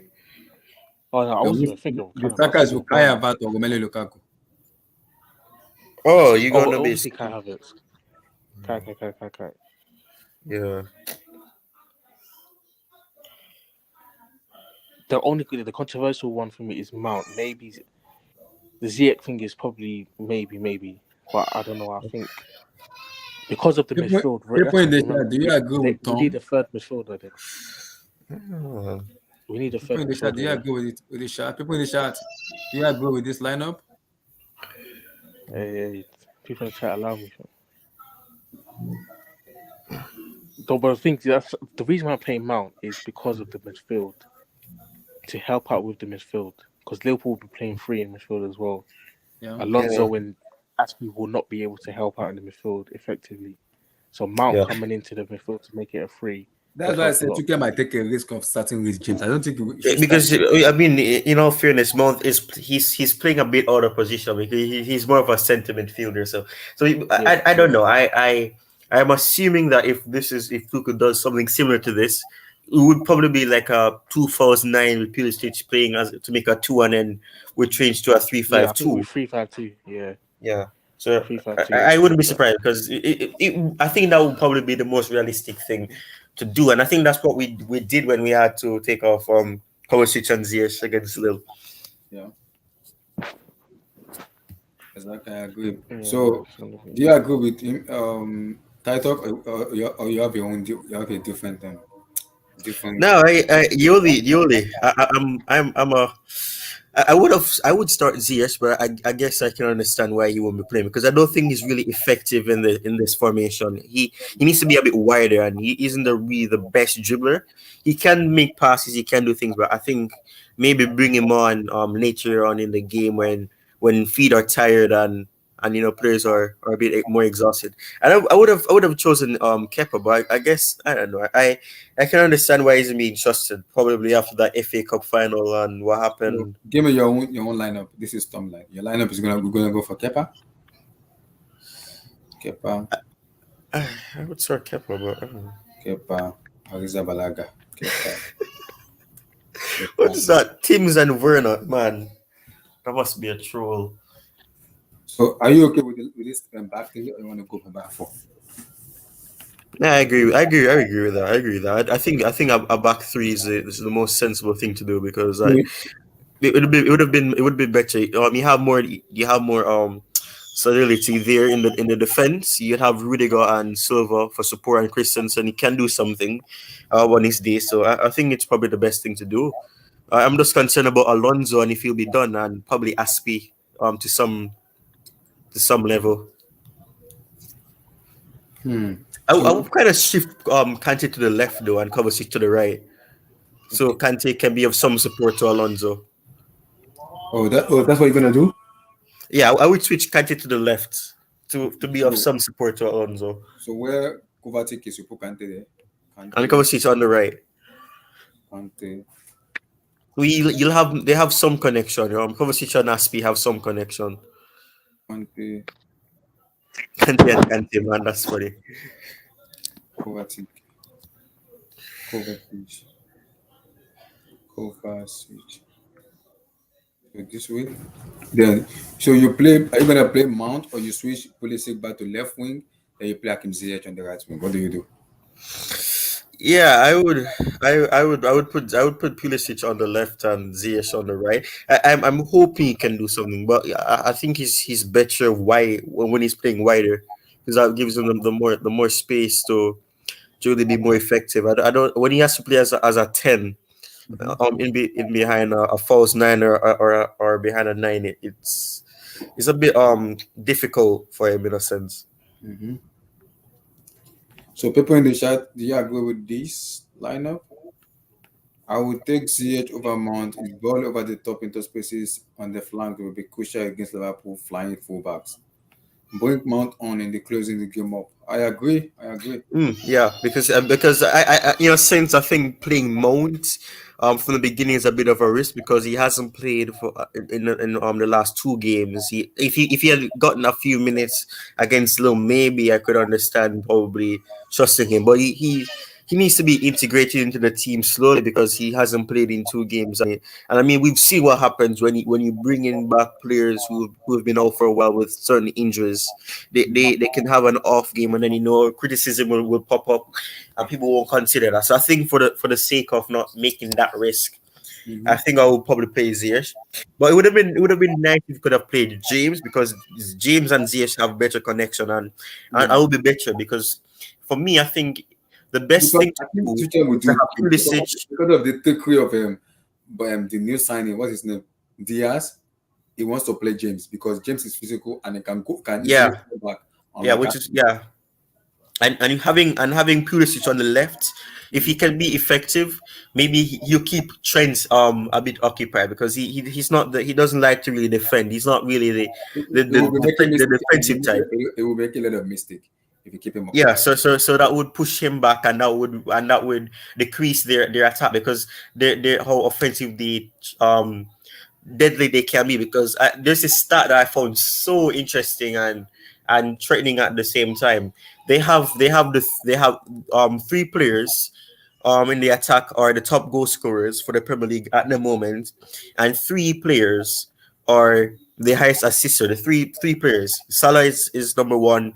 I think I think it's Trent. I think Trent is part of it, and Robertson is another one. And Salah is leading in goals. Mane and Jota are the three top um goal scorers. So I would prefer to have somebody who can challenge Trent, push him back, keep him occupied because when he's under a lot of pressure to defend, he actually makes mistakes, and it happened against Real Madrid in the Champions League. He made mistakes. He that led to goals. So I'm hoping that can probably be of some help. That's correct. So for me, I think I'm gonna change the information a little bit for me. People may call me crazy, but I think I will do this. I'll stick with this. So let me change it. Let me change everything. I'll go with the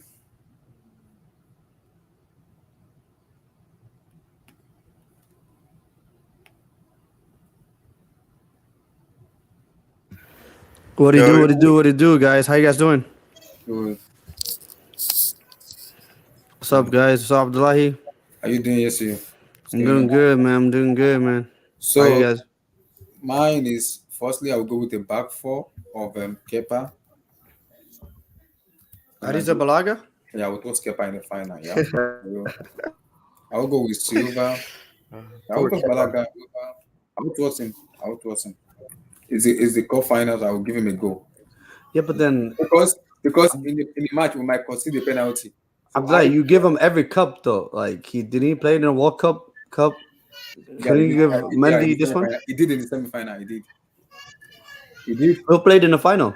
Um, Mendy, Really? Okay, I didn't know that. Rudiger. So then right back, I'll go with James. I'll take the risk on James. Who is James? With James. Left back, Malang Sarr. Sarr for me. I'll go for Sarr.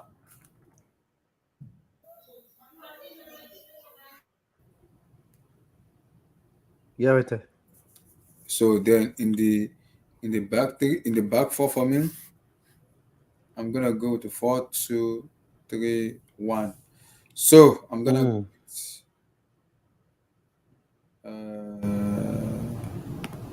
gonna go with because it's 4-2-3-1. Kante, Kovacic. No, it's the wrong place, Abdullahi. You have right forward. Okay, Yeah. central midfielder. So Kovacic, one. Then the next one, I go with Conte next to him. And that says 4-3-2-1. Yeah, that's 4-3-1. Then the person to come in the middle, I will take the risk because I want to play fast football with Liverpool because they play high line. So I'll play fast football. I will take the risk of playing. Um, Let me see. I'll play Mount. Then the wingers, I'll play left forward. Pulisic. Yeah. You like Monta now? He grew on you, didn't he? Relax. Yeah, he did, huh? Yeah. He grew Abdullahi. I remember when Like a time when you didn't like him. because of his end product, that's my problem with him. But it's been improving. That is some kind of my formation because of the way Liverpool play high line. So I think I'll play it. I'll play this. Why not winner? Stop. Abdullah, is a good question. Why not? Relax. I'm not playing winner. I'm not. That this is my formation for going to Liverpool for me. I don't think Tuchel will do this, but that is what I want. The reason I want this is because the new guy from what's his name, the new guy Diaz will be going 1-on-1 with James. He's strong and it's very fast. He could reach James. He won't play. He won't play. I think he will play Tuchel. Say he might be in his squad tomorrow. No. Then man, club is very stubborn. He's gonna play with No Firmino tomorrow. No Jordan. Werner. Nah, Okay. man, bring him on. Bring him on. I know people would say probably play Werner because Liverpool will be playing a high line, but I don't think that's. No, guys, I'm gonna be honest with you guys. You guys need to eventually play with Werner. I feel like this is getting ridiculous. When's the last time he played football? When's the last time? When's the last time he played the game? Play him. He came on against Leo. No, play him. Just because the thing is, what Werner would do that no one else in your team would does is he will stretch the team. He will stretch the back line, especially now Liverpool are playing a high line. He will stretch the back line. You don't want him to score goals. Forget about him scoring goals. He will stretch the back line. Because with Liverpool, you will need to stretch Van Dijk and whoever the center back is playing. You need to make sure that they don't play closely together. You need to drag them apart, or else it's going to be tough to break them down. What do you want to say? You want to say something, Tao?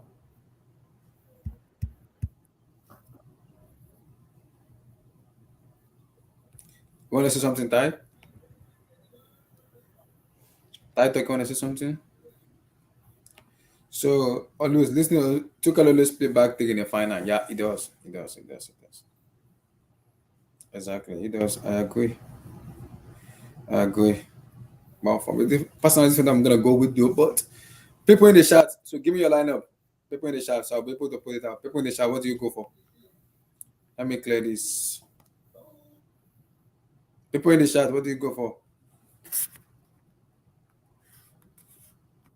So how about what do you go for? People in the chat, what do you go for?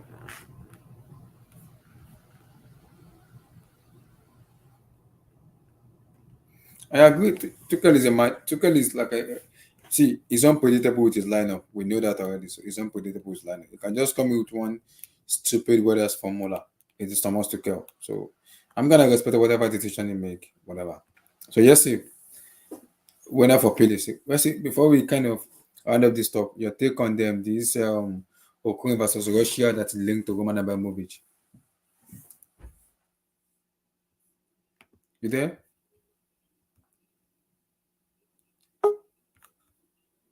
Because we all know Tuchel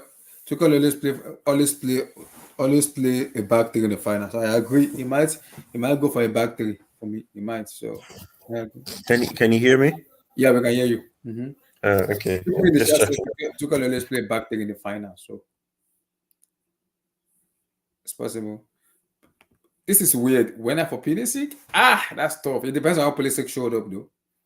If it is the Pulisic I see against what's called against Lille, it's gonna be tough for him to get, and it's a final, so he wants to prove a point. He was No, supposed no, to. And he loves a Abdullahi. goal against Liverpool. No, So Abdullahi. Like, why? I don't. You need to rely on your squad depth, because at the end of the day, if you're not gonna play Lukaku, then you need to, for Liverpool, what it's the most important thing is goals. You need to score goals. So you need to put the other team that has the best ability for you guys to score goals. And in my opinion, Timo Werner will never score you goals. He will never do that. But one thing he will do is he will create opportunities for other players. He will create more room for Kai Havertz to operate. And if I'm telling you now, if you have Christian Pulisic and Hakim Ziyech on one side, Kai Havertz he's not going to play well. That's what I'm going to tell you, because Christian Pulisic wants to score goals. He's never going to pass the ball. And Hakim Ziyech, if he's gets if you're playing against a tough team, they're not going to allow him to play well. So he's going to do a lot of crossing, inshallah. And I don't know, man. If I was you guys, you need a I think selfless player like Werner. no. I think yes. I think Ziyech is Werner. no, Yeah, no. Werner. No, What's Werner yes. gonna, if you're gonna talk about Liverpool not gonna allow, what are they gonna do to Werner? Werner is the most technical player. He can't get past his player. He always goes to the flag, to the corner flag, and then try to pass the ball. You're not gonna play Ziyech. You're gonna play Werner. No, that's No, weird. no, no, no, no, no, no, no, no. I didn't say Ziyech. I said what I'll do. I'll play Ziyech, but I'll play Ziyech, Havertz, and then I'll play Werner as a left wing on the left side.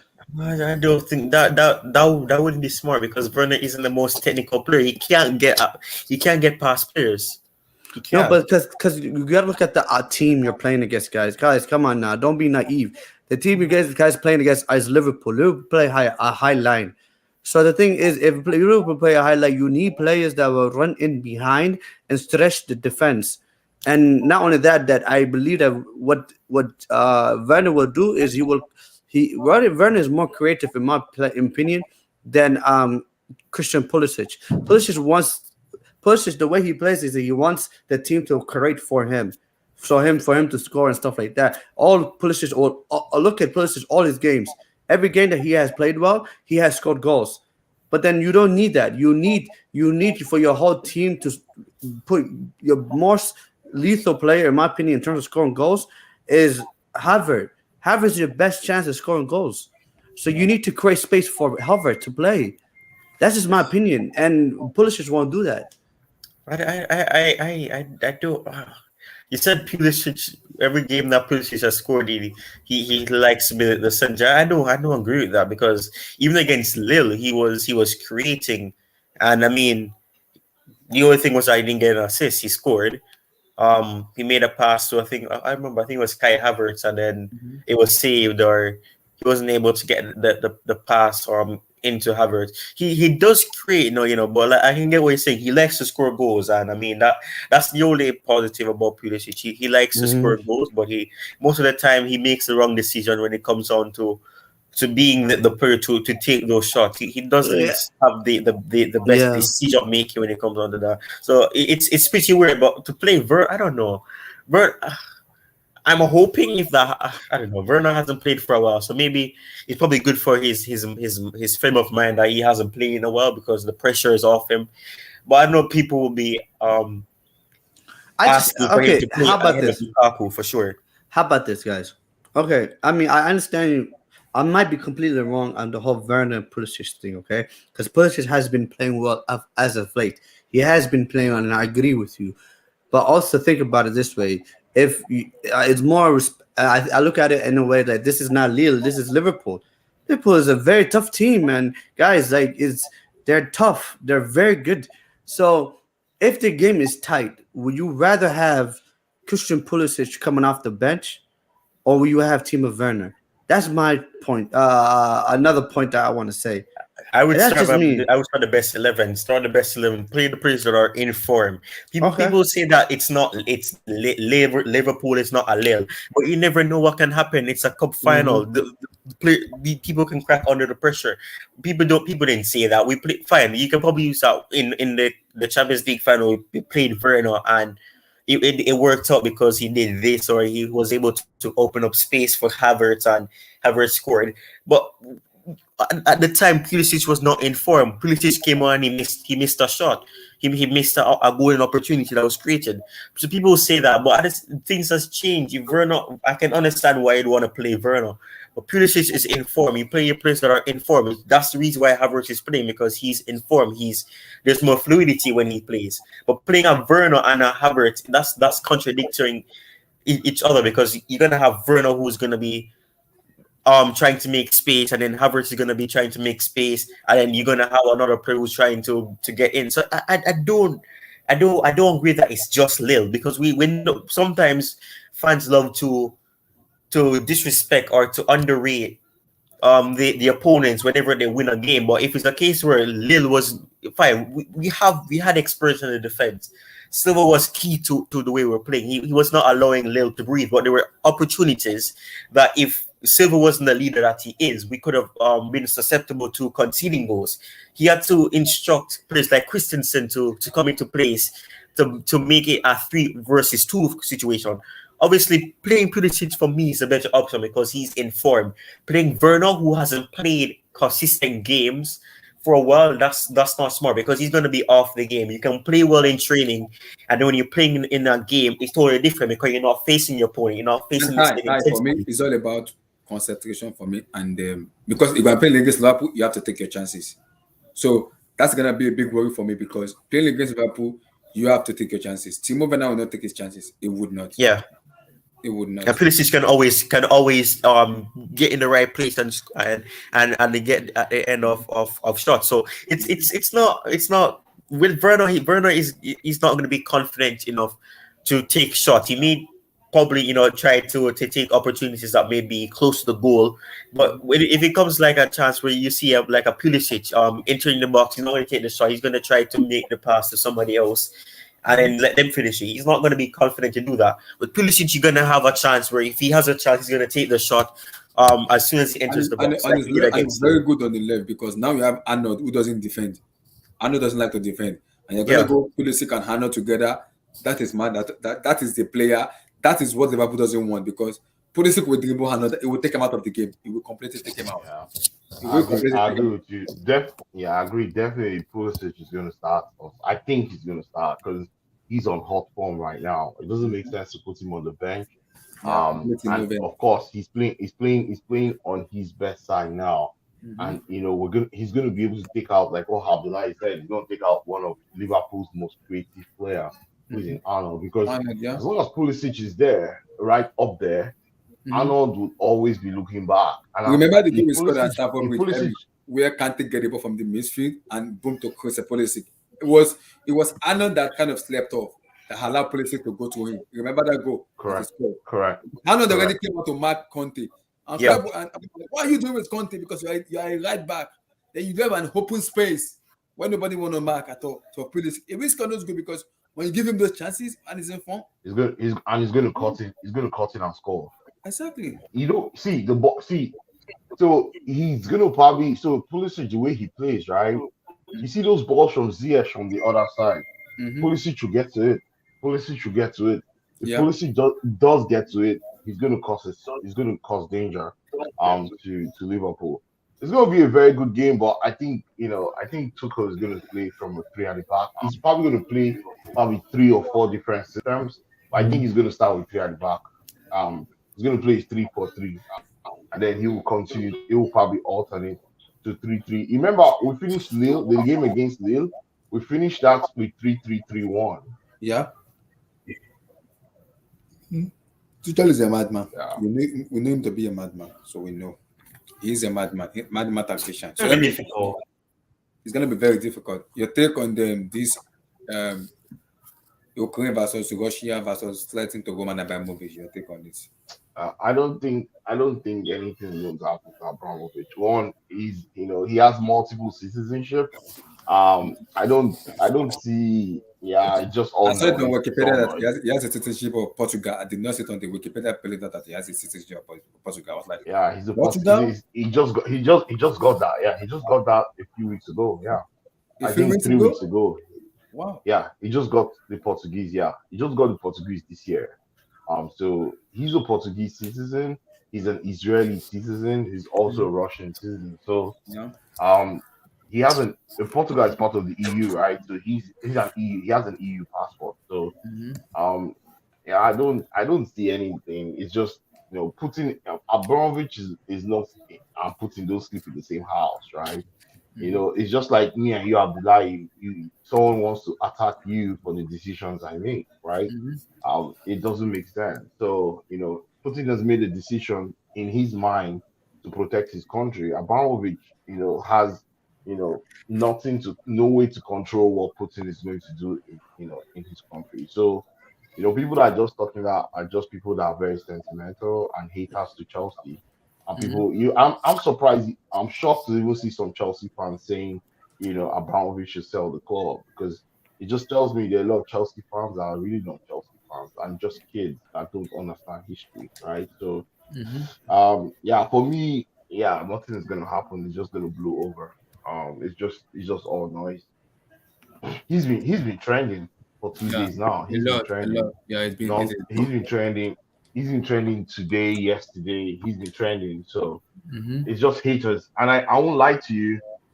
Someone somewhere is actually waiting to see if he's gonna, budge from the pressure to sell. But he's never gonna sell Chelsea. Don't worry about that. Yeah, the way he structured Chelsea, he actually just kept himself very distant from the club. Of course, he makes all the decisions. Of Mhm. course, there's a board. There's a board. Chelsea is a company that has a board of directors that that actually run the club. So Abramovich, him is the owner, but he's not even in that whole circle. So even if it comes to that, from an enterprise perspective. Mhm. Chelsea is run by a board of directors, and the board of directors are listed out. Yeah, so that's a good way that he actually structured the club. So it's not like he is on that board and all that stuff. No, he's the owner of the club, and that's it. But That's Emmy, where it but Emmy, stops. but Emmy, here's the problem: is the sanctions that has been put on Russia. It includes other members of the Russian nation that like people that such as Roman Abramovich. He will fit under under under the sanctions that they have opposed. It's hard for me to believe that Roman Abramovich will not be hit by the sanctions. So because So from do you want to know? Want to know how many British or Americans actually do business with Russians? but It's gonna hit everybody. but that's And the whole point though. I mean, that's the whole point. Is like it's like also what the UK the sanctions that UK is doing right now. I believe there's a company they sponsor they sponsor Gazprom, no they Gazprom, sponsor Gazprom, they sponsor Man United Aeroflot, yep Aeroflot. so they banned that. So for me, it's hard for me to believe that Roman Abramovich will not be hit with these sanctions, bro. No, he will He's not. He will not be hit. He will not be hit. I believe He he will not will, be hit. man. I No, he believe will he not will. be I hit. mean, how So can far, he you? has not been hit. He's not going to be hit because he doesn't own a Russian company. The Chelsea is a football club in England. It's But then, registered as an England company. but then Chelsea Football Club is an asset of Roman Abramovich, is it It, not? it, it, it, it is an asset, but he has a board of directors that make the decisions on the company. The board of directors are the guys that manage the company. He doesn't manage the company. Yeah. It doesn't. I know I Because know, I understand the management so structure, but if you understand the company law, so all these things are all part of company law. He's the owner of the company. He's the owner of the company, but he instituted a board of directors that actually manage and run the company daily affairs. So I and mean, the company pays tax to England in England. So it's not you can't get him there. There's nowhere to get him. If all these companies abroad are actually set up in a very similar way. If you notice, there's nobody has sanctioned him so far. He's not losing a cent or a dollar for anything anywhere. Um, because I mean, and if all that's this is just and all this side, all this is just noise. Because guess Yeah, what? The British but that's billionaires too. The British billionaires, they got their money also from all these guys are all intertwined. that's Tomorrow, true. you Yeah. see all of them on the same yacht drinking vodka and all just carrying women. So it's Oh, just all this is just noise, right? So this people say, oh, we're sanctioning this guy. These guys are saying, oh, we're sanctioning, just like how they sanctioned Aeroflot. Russia retaliated and said, hey, we're also sanctioning British Airways, all the British airlines not to fly across Russia. Now, British Airways cannot go to Asia because they will have to go through the Arabian Peninsula to go to Asia. They cannot fly across Russia anymore, right? So guess who's going to lose? At the end of the day, they'll all sit. They'll all come back and sit down and say, "Hey, okay, this. Okay, you can take take off if you take off the sanctions, we'll allow you guys fly." And guess what? British Airways, they're going to lose a lot of money not going to Asia because they cannot go to China, they cannot go to all the Southeast Asian countries, and because they cannot fly over Russia, they're going to start flying through the Arabian Peninsula, through Turkey, And that Syria, doesn't make which are any sense. also That doesn't dangerous make too. any sense at all. Yeah. So so when you so look at everything, basically, all these sanctions are it's just wash. nonsense. It's just Okay. noise. Yeah, it's just all just noise. Yeah, Yeah, I mean, you it's can make all a good noise. point. The world has seen this before, and it moved faster, right? So I don't like comment on political things because it's just they just at the end of the day, it's the poor people that suffer and die. These rich guys, they just keep being rich, right? They'll all in 2 weeks time, you'll see all of them will be on a boat just laughing, gisting. There's a lot of women, they're all drinking, and then guess what? People have already lost people. So I won't even think. And these guys are very smart. They know the law. Do you know what I mean? Do you know the kind of lawyers that Abramovich has? Best of the best lawyers. They know all these things. They know how to set these things up, and they play back all these scenarios. And most times they always come out clean. So far, after all the sanctions were sent yesterday, has anybody said, oh, this person was hit by this? No, No. nobody. Yeah, it's all just noise. It's all just crack noise, So through what the you're media. basically At the saying, end of the day, so basically what mhm, you're saying is like let's just pray for Ukraine, bro, because it's just that's Ukraine. It's just the poor people dying. That's just it. And People that's that also, yeah. you say the that people they that has been taken to France instead of yeah Washington. start Saint Denis. Yeah, it's going to be played in Saint Denis. Start the front, which is Started actually France. a lovely stadium too. Yeah, actually that's actually a better place because it's central of Europe. A lot of people will be able to go there. It's a big deal, Yeah. right? Yeah. Is it the PSG or stadium or is it the national No, team no, no, stadium? no, no. It's a national stadium. It's a National national Oh, stadium. Stadium. It's Parc de where France the is PSG. that's the stadium that hosted the '98 World Cup final between Brazil and France. wow. It's in Paris too, but It's it's in just Paris. outskirts of Paris. Yeah. The PSG stadium is Parc de France. And people say it's a beautiful stadium. Yeah, it's the national stadium. They built it for 1998 World Cup. It's a brand new. It's pretty much new. 20. It's up to 20 years. It's more than 20 years. Sorry, I But always forget when it's listen to what you 2022. call it. Okay, let me 24 years. listen to what you call has been saying in terms of the war, the noise around the club, the fear and everything. Do you think it's gonna affect the players coming to Sunday match in terms of No, no, no. The players they want another trophy, man. They want to drink out of.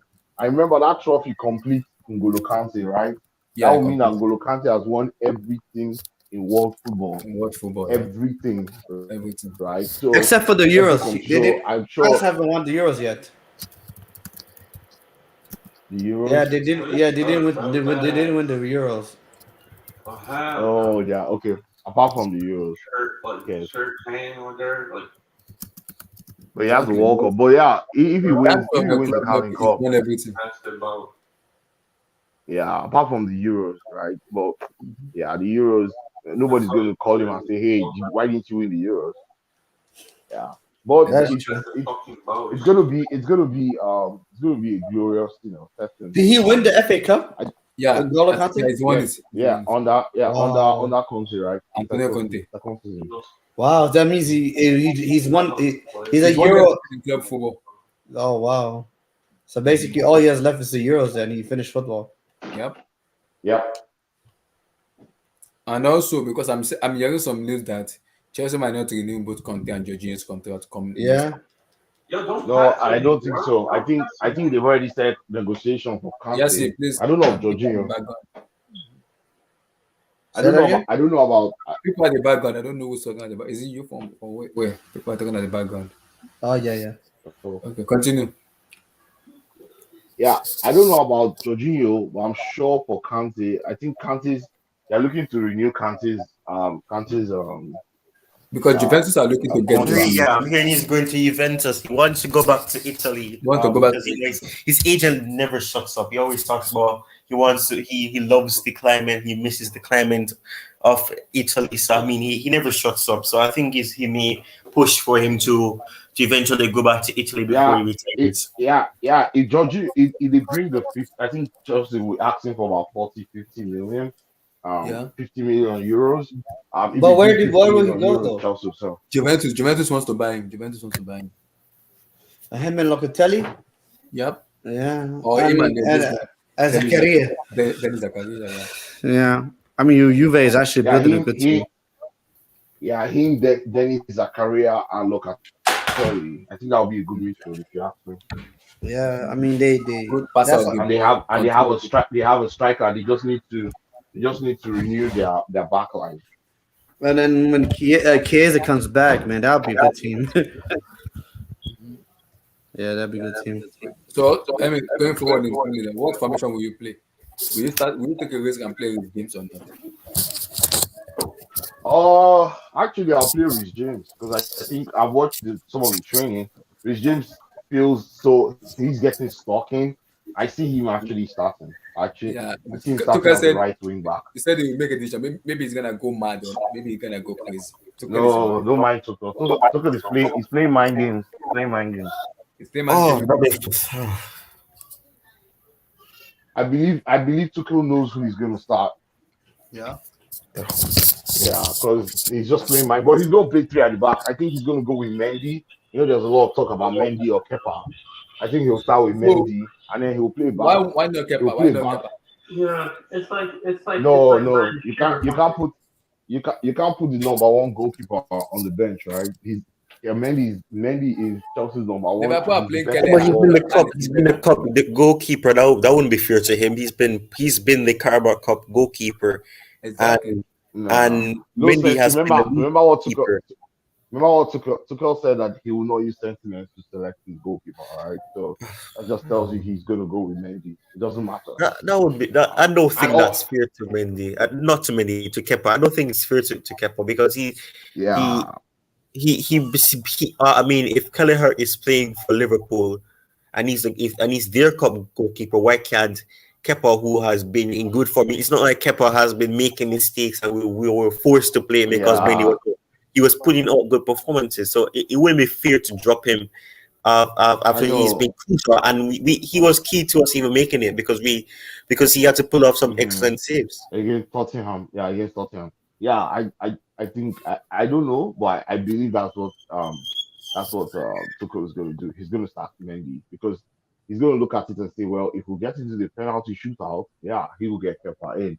But I remember, I believe Kepa is gone this summer for Chelsea.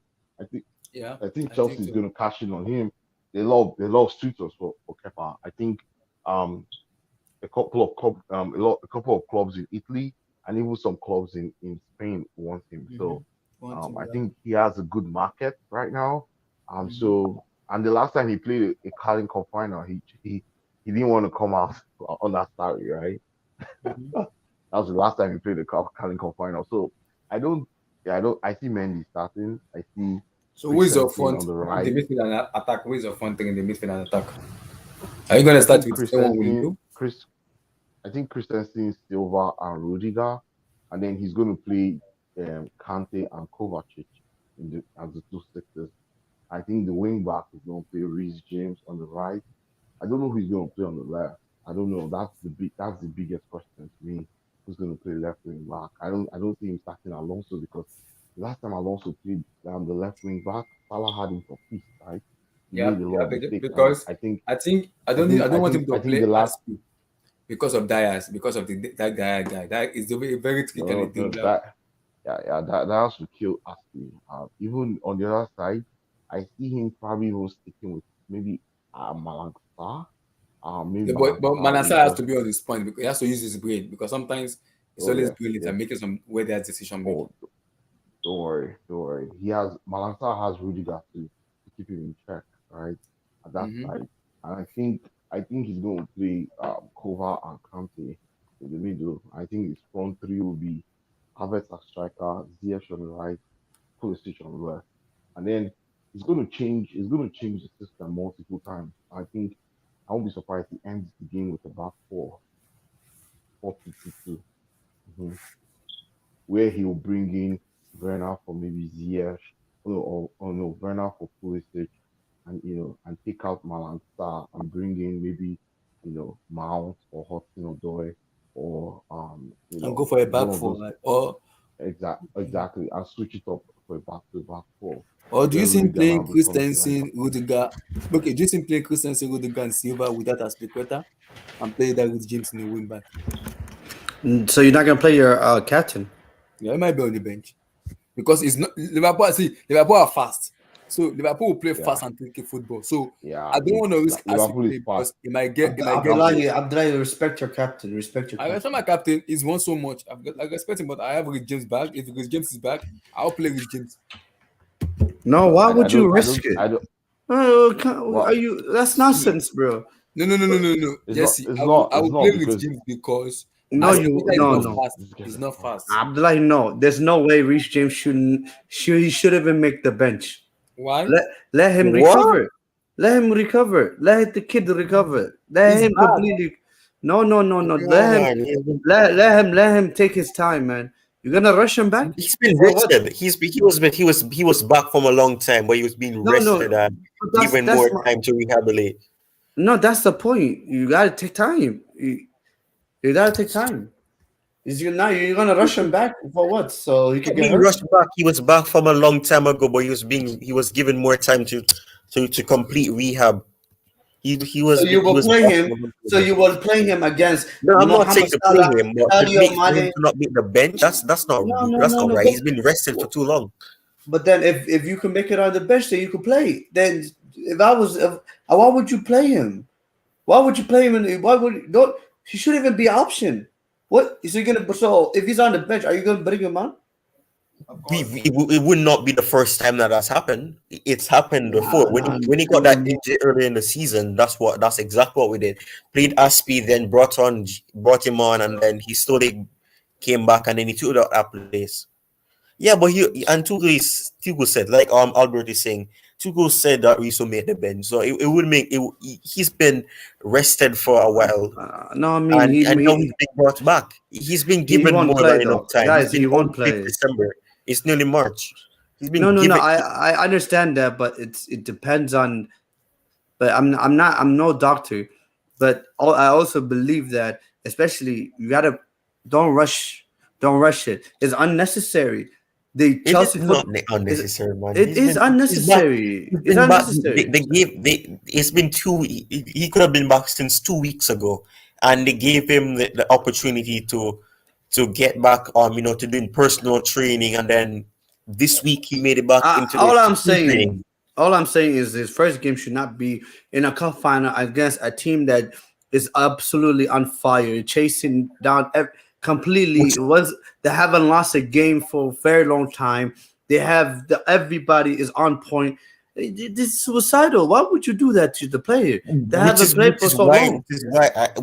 I wouldn't start him, but I would bring him on later on in the game when the game is a bit slower and players are getting exhausted because they But can't to take off do what? 11 players. They can't To take off do all what? 10 No. players. But to do what though?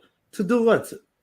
You never know what may No, happen if see, if, that's the if problem with Chelsea have fans. an No, if they this is have the Chelsea problem have an with fans, advantage. brother. This is They the need to problem have with more. fans, man.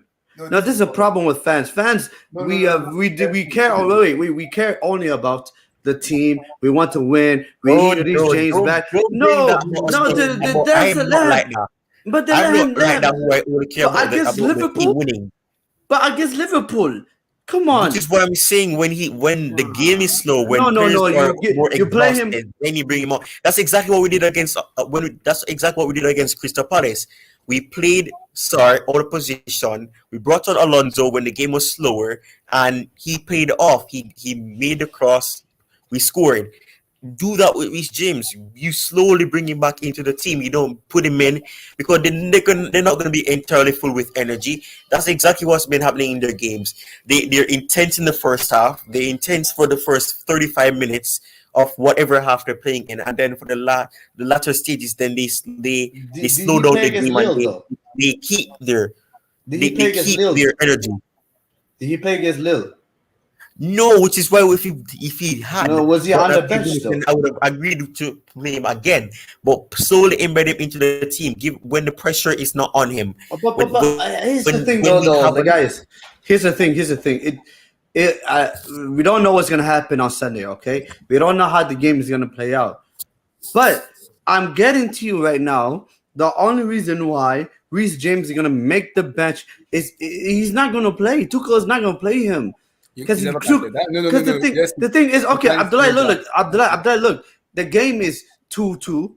Is in the 80th minute. The players are tired. You play him. He plays throughout 80 to 90 minutes. Then he plays extra time. Then he plays penalties. In my opinion, it's all about easing the player in. If it's one thing, if you if I guess Lille, I guess a little team that you guys were beaten 2-0. If you play them in the last and injury time, if you give him at least 5 minutes. 5 minutes where he could just He was not on the come bench in. again. No, no, Hey, yes, but that's what I'm saying. No, no, This, yes, hold on.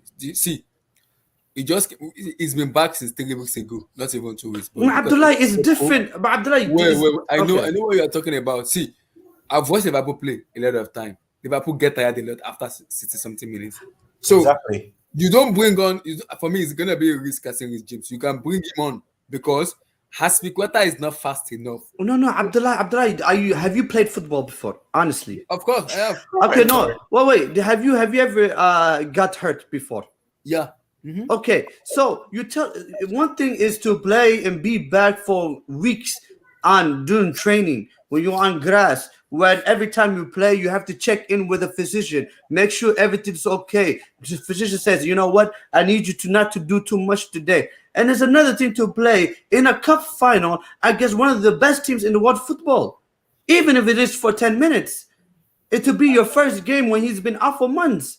That's all I'm saying, guys. That's all I'm saying. All I'm saying is with Reece James and Chilwell, both of them. Whenever Chilwell comes back, it'll be the same thing for me. You need to couple. You need to extra protection because I know. I understand what you said. I get what you said, but you see, I'm not Tuchel. I'm just a fan who's kind of analyzing the game. Tuchel treats these people and he knows who's best player to start and to put on the bench. So, and according to what they said today, he said they might take a decision about Regis. He might put him on the bench because it's going to analyze Liverpool a lot and be like, oh, 65 minutes they get tired. I'm bringing on Regis James. You know, to do what? Like what you said, ease him into the game. See, ease him into the game, you put him in. I know it's Liverpool. I know. It is a risk. Every manager will have to take that risk. If you don't ease him, how do you know he's ready to play the next match? But Abdullah, is it worth the risk though? That's my point. Honestly, do you think it's worth the risk? Which is what we're saying is that if we have a lead, if we have a comfortable lead and it's yes. we're fine, then you can bring him in. Yeah, I have no problem. I have no problem with that. If the game is tight, I'll either go because they're gonna be coming at us and then we never know. He may make a sloppy pass and then something may happen because he hasn't played professional football in a while, so he won't be up to professional level just yet. What I'm saying is that if we have a lead, then you bring him on because then the pressure would be reduced. It won't be where he has to make an impact and he's becoming an impact sub.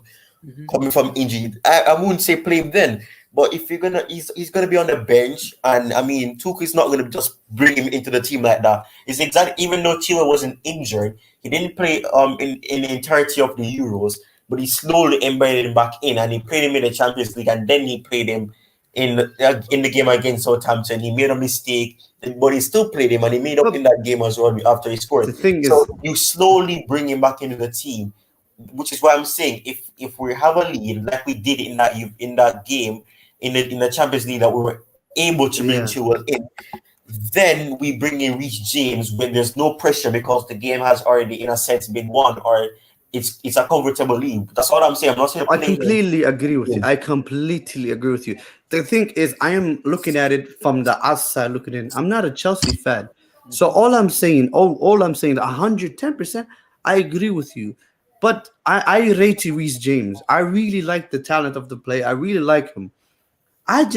For me, sometimes you need to think about the individual player and more than a cup final. Because the thing is, it's like I understand, guys. I understand. Chelsea Football Club, Reece James is an immensely important player to you guys. You guys don't have another right back, honestly. You just don't. Simple as that. That's a fact. He's the best right back you have, and he's been crucially missed since he's been injured. All I'm saying is that for me, going into this game, expecting it to be tight, I cannot see a scenario unless like the one you have explained to me, where Chelsea are comfortable, where Reece James play. That's all I'm saying. Yeah, Because at the end of the day, it doesn't make logical sense to play him in a game this intensively, a final against one of the best teams in the whole of Europe. For what? For no reason. I feel like it will be almost idiotic to play him in this intensity of a game when he has not played football in a very long time. That's all I'm saying. I agree with what you said. I completely agree. I can't disagree with. I completely agree with everything you said. So I agree. Comfortably bring him on, ease him to the game, and let him feel the ball a little bit and understand the intensity of the game. I agree. Completely agree. Completely. I agree. Completely do. But yes, do you think it's fair to Ariza Balaga if he doesn't start on Sunday?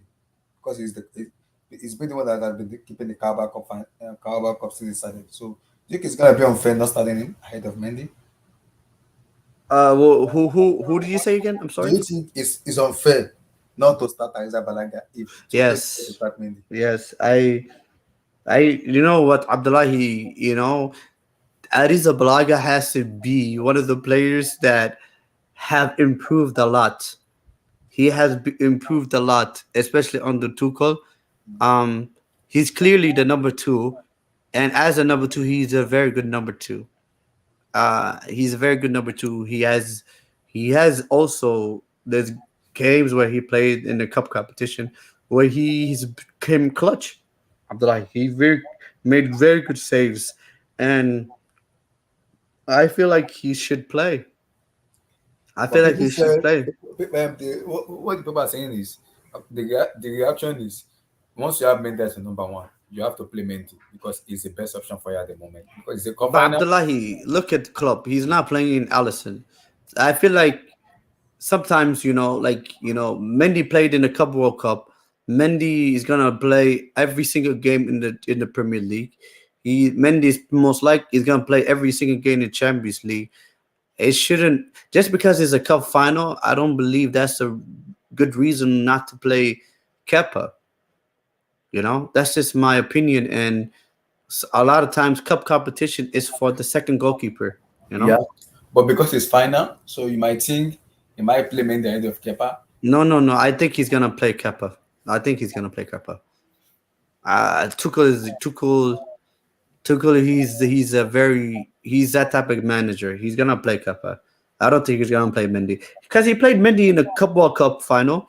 Yeah. He plays Mendy every single game. So I think even Mendy will have no problem if Kepa plays this game. In my opinion. I agree. But people are saying because if you give Salah one chance, he will score. Kepa is sustainable to long shot. So do you think that could affect him also, or it's like No, no, no, Abdullah. I feel like people are underestimating how good Kepa is. I believe the Kepa before is a different player than the Kepa now. Kepa has improved a lot. I mean, it has a lot to do with Mendy being here. I don't know if he has a lot to do with maybe. I don't know if you guys have a new goalkeeping coach. I don't know, Mhm. but Kepa has. He's.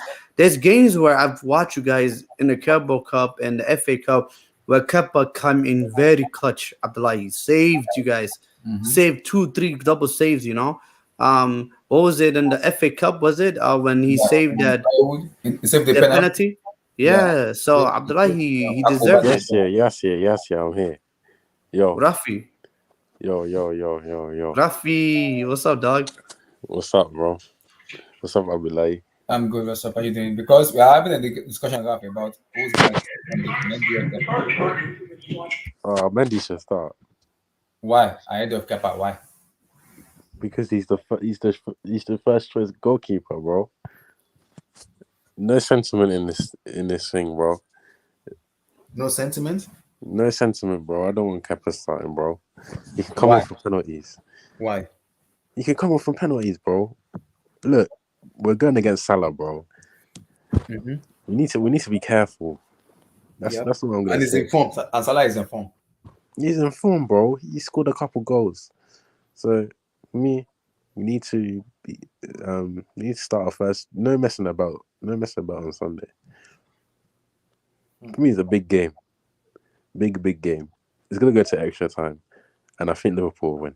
This is my honest opinion. Yeah, we'll see. I have a feeling. Have you spoken about Roman? Yeah, give me your take on it. Hey, bro.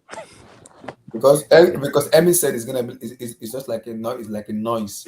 That's what just to create. Bro, if he sells if they sell Chelsea to American owners, yeah, do you know how finished Chelsea are? Completely. Chelsea are finished because I saw a report, yeah, and this is a legit one. We've already had inquiries about it.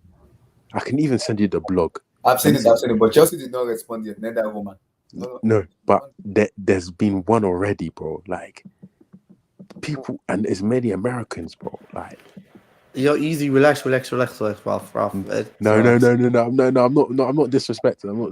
I'm just saying that when it comes to football, like football in general, they don't care about it. Look at the Glazers and the Cronkies, bro. Yeah, you're right. 100%. That's what I mean. I'm not disrespecting Americans. I like Americans. I like No. But Ralph, you also said something kind of disrespectful. You're disrespectful to my boy Ariza Balaga. Yeah, Kepa should start this game, Ralph. Ain't no way that's your boy, bro. Ralph, Kepa should start this game. Ain't no way, bro. You just want to watch us lose, bro. No. Lose, bro. Ralph, honestly though, I told Abdullah this. Ralph, I told Abdullah this. I told him that it's fair, man. Come on, fair, Ralph, it's fair. No, it's bro. Fair. Bro. I'm trying to win this trophy, bro. I'm trying to stack 5 trophies this season, Ralphie, because we're getting taken over soon. We're getting taken over, so bro. Like, I prepared for it because apparently it could happen, bro. Like, it's actually a big chance of it happening. No, Ralph, it's not gonna happen. I was talking to Emmy. Emmy was kind of putting some sense into this whole thing. Let's be honest, all these guys are all intertwined, doing business with each other, and it's gonna be messy. It's a messy thing, So like the whole sanctions and all that stuff. Everyone is involved with each other, and also Roman is not only is he Russian, he's also Israeli, and apparently he has a Portuguese nationality as well. The guy could just be like, "Hey, I'm not Russian. I'm not Russian. Relax." But, bro, do you know what it is? You'd see Chelsea fans. They're wild. They're wild people because the way they turn a blind eye to this Roman guy, man. Like, they're not responding to the comment about buying it. Bro, Chelsea fans, will never take slander. Never take slander for Roman, bro. Like, whenever they say something bad about Roman, these guys, they're like, yeah. They don't care, bro. They don't care, bro. They don't care. But this guy, I'm not even joking. He's dodgy, man. I don't even care. You think Roman's dodgy? Yeah, bro. But no, Ralph, relax. He, as dodgy he is, he has given Chelsea football club. He gave birth to Chelsea Football Club, bro. No. Let's just say this. Whenever I see him, I always have this thing at the back of my mind where he's funding the attacks in Palestine, bro. Yeah, true. I mean, he is Israeli, so I'm not gonna lie to you. I always have bro. It's just, yeah. Just bring like obviously I'm gonna be a hypocrite here, but just bring me an Arab owner, bro. Bring me a Saudi owner, bro. Bring me a Saudi owner. And I don't think that. Do you know what? I don't think they will allow it. I don't think they'll allow it if the Saudi owner. But for me, all I know is for me it's all about noise. It's just about noise for me. That's what I think. But no, I'd be like, how would you feel if Roman sold the club to America? I don't think Roman will sell the club. You don't know what Chelsea means to Roman. You don't know. It means so much to him because he cares a lot. Are you sure? Roman is Jewish. That's what they gave him. They say, yeah, he's Jewish. Yeah, his mother is Jewish. His mom is from Jewish. That's why they gave him the citizen. Yeah, his mom is from Jewish. The way Chelsea ride out for this guy, man. Bro, he's a criminal, man. Don't worry. When Roman win, we'll come here and sing Roman, oh, Roman,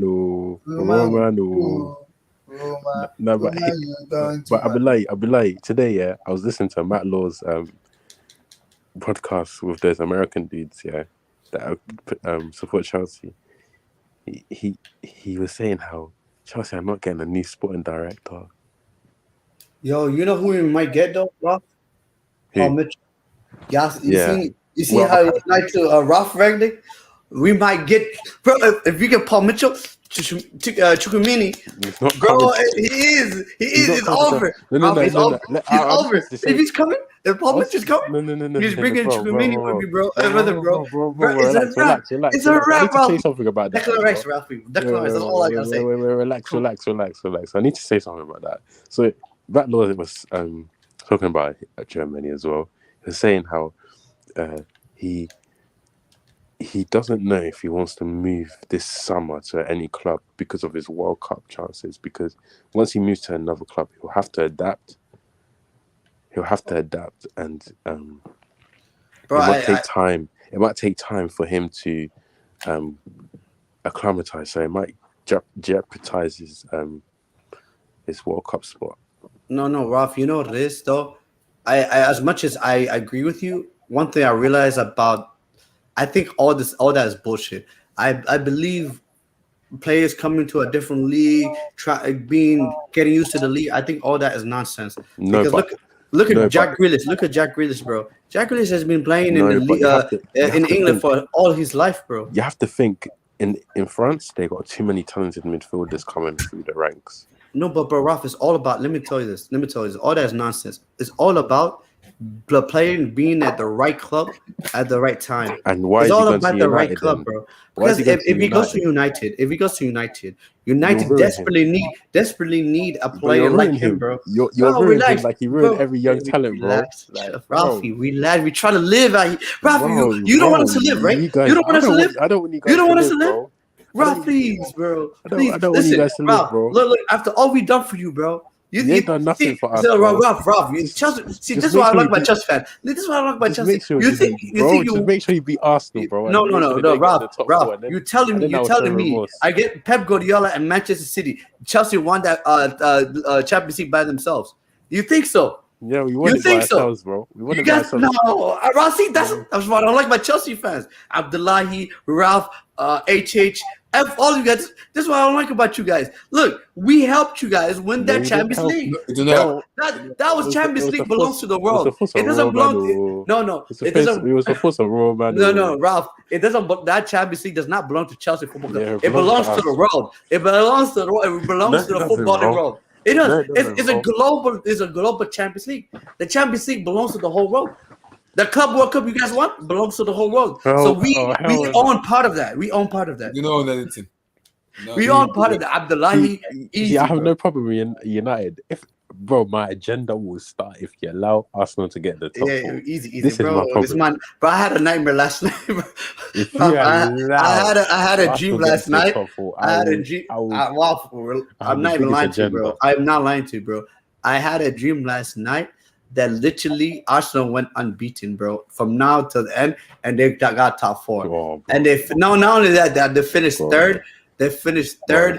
We got lubricated by Simeone, bro. It was bro. I woke up, bro. I was crying, bro. I was Bro, crying, bro. bro, I'm telling you now, if that happens to my chest, you will never see me again. Because you see us, oh, bro. Yes, yeah, you don't I don't think understand it how will much I happen. hate these I don't guys, think it will bro. happen. You don't understand how much I hate these But Arsenal Ralph, fans, bro. going into Sunday now, why your front three? Because people are saying they want Lukaku back, they want this back. I want, I don't want, I want Ziyech, Pulisic, and Lukaku. Lukaku? Yeah, Why no Kai Havertz? because I don't. I feel like we're putting too much pressure on him. I feel like he'll flop in the final. I don't know why. What? I don't See, know. I feel like he's there's no gonna final flop. Kai Havertz has played that he hasn't shown up. There's no Yes, final. Yes. but bro, I feel like he's gonna flop. He's played 2 final and he showed up in both of the two. He showed up. If you remember very well, he came in on the FA Cup final when we lost. He scored, but it was an amber. You remember? He No, that was scored. Mount. That was Mount. That was Mount. That was more. Was it the one that made the assist? No. It was Chilwell. It's Chilwell. Or is Chua that score? Yeah. But he had an impact. I remember he was having a good impact. Same with Mount. But still, I feel like we should just take him off the bench.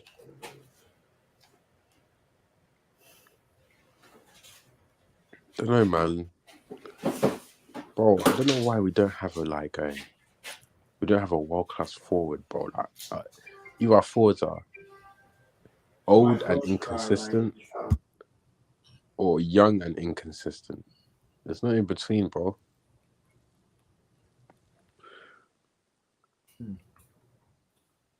We'll see. We'll see. So, Yeah, are you that's confident true. of That's true about that. Sunday? Pardon? Are you confident about Sunday? No, I don't think we'll win. I'll be honest. I don't think we'll win. We'll see. But I think we'll see a surprise on Sunday. I don't think we'll win. I feel like Tuchel's getting lucky with these games, man. For me, I don't think it's about luck. For me, I think it's about when we know ourselves as a club that we're a cup team. We know. So let's have that tag on our head, and let's work with it. I know that everybody who watch football know that. So it's not something to hide about. It's not something to just be truthful about it. That's it. Me, I know. You know. We're a cup team, so we understand that. We understand that. So people in the chat, like the vid, subscribe, like the vid, subscribe, like the vid, subscribe. Really appreciate you guys for coming on. Guys, I see you guys on Sunday for the watch along. What, you doing a watch long for it? Yeah, I'm doing a watch along. Shame, bro. It's gonna be a big game. For the watch along, and also what time does it start? 10:30 a.m. in Chicago time. 10:30, bro. Yeah, a.m. Yeah. What if it goes extra? Damn. So it's like 4:30 here in England. Oh, it's gonna be 4:30 in England. Yeah. So guys, it's gonna be watch along on Sunday and also the post match. Make sure you guys join the stream. Like, subscribe. So, guys, have a lovely night. Stay safe, stay best, guys. Enjoy your weekend. Enjoy. Don't drink too much. Don't stay outside so much, guys. Enjoy. If you're married, stay with your wife. If you have a girlfriend, stay with your girlfriend. So enjoy yourself. Enjoy everything about you guys. One love to you guys. Peace. Have a lovely day and God bless, guys. Stay safe. Bye, everybody.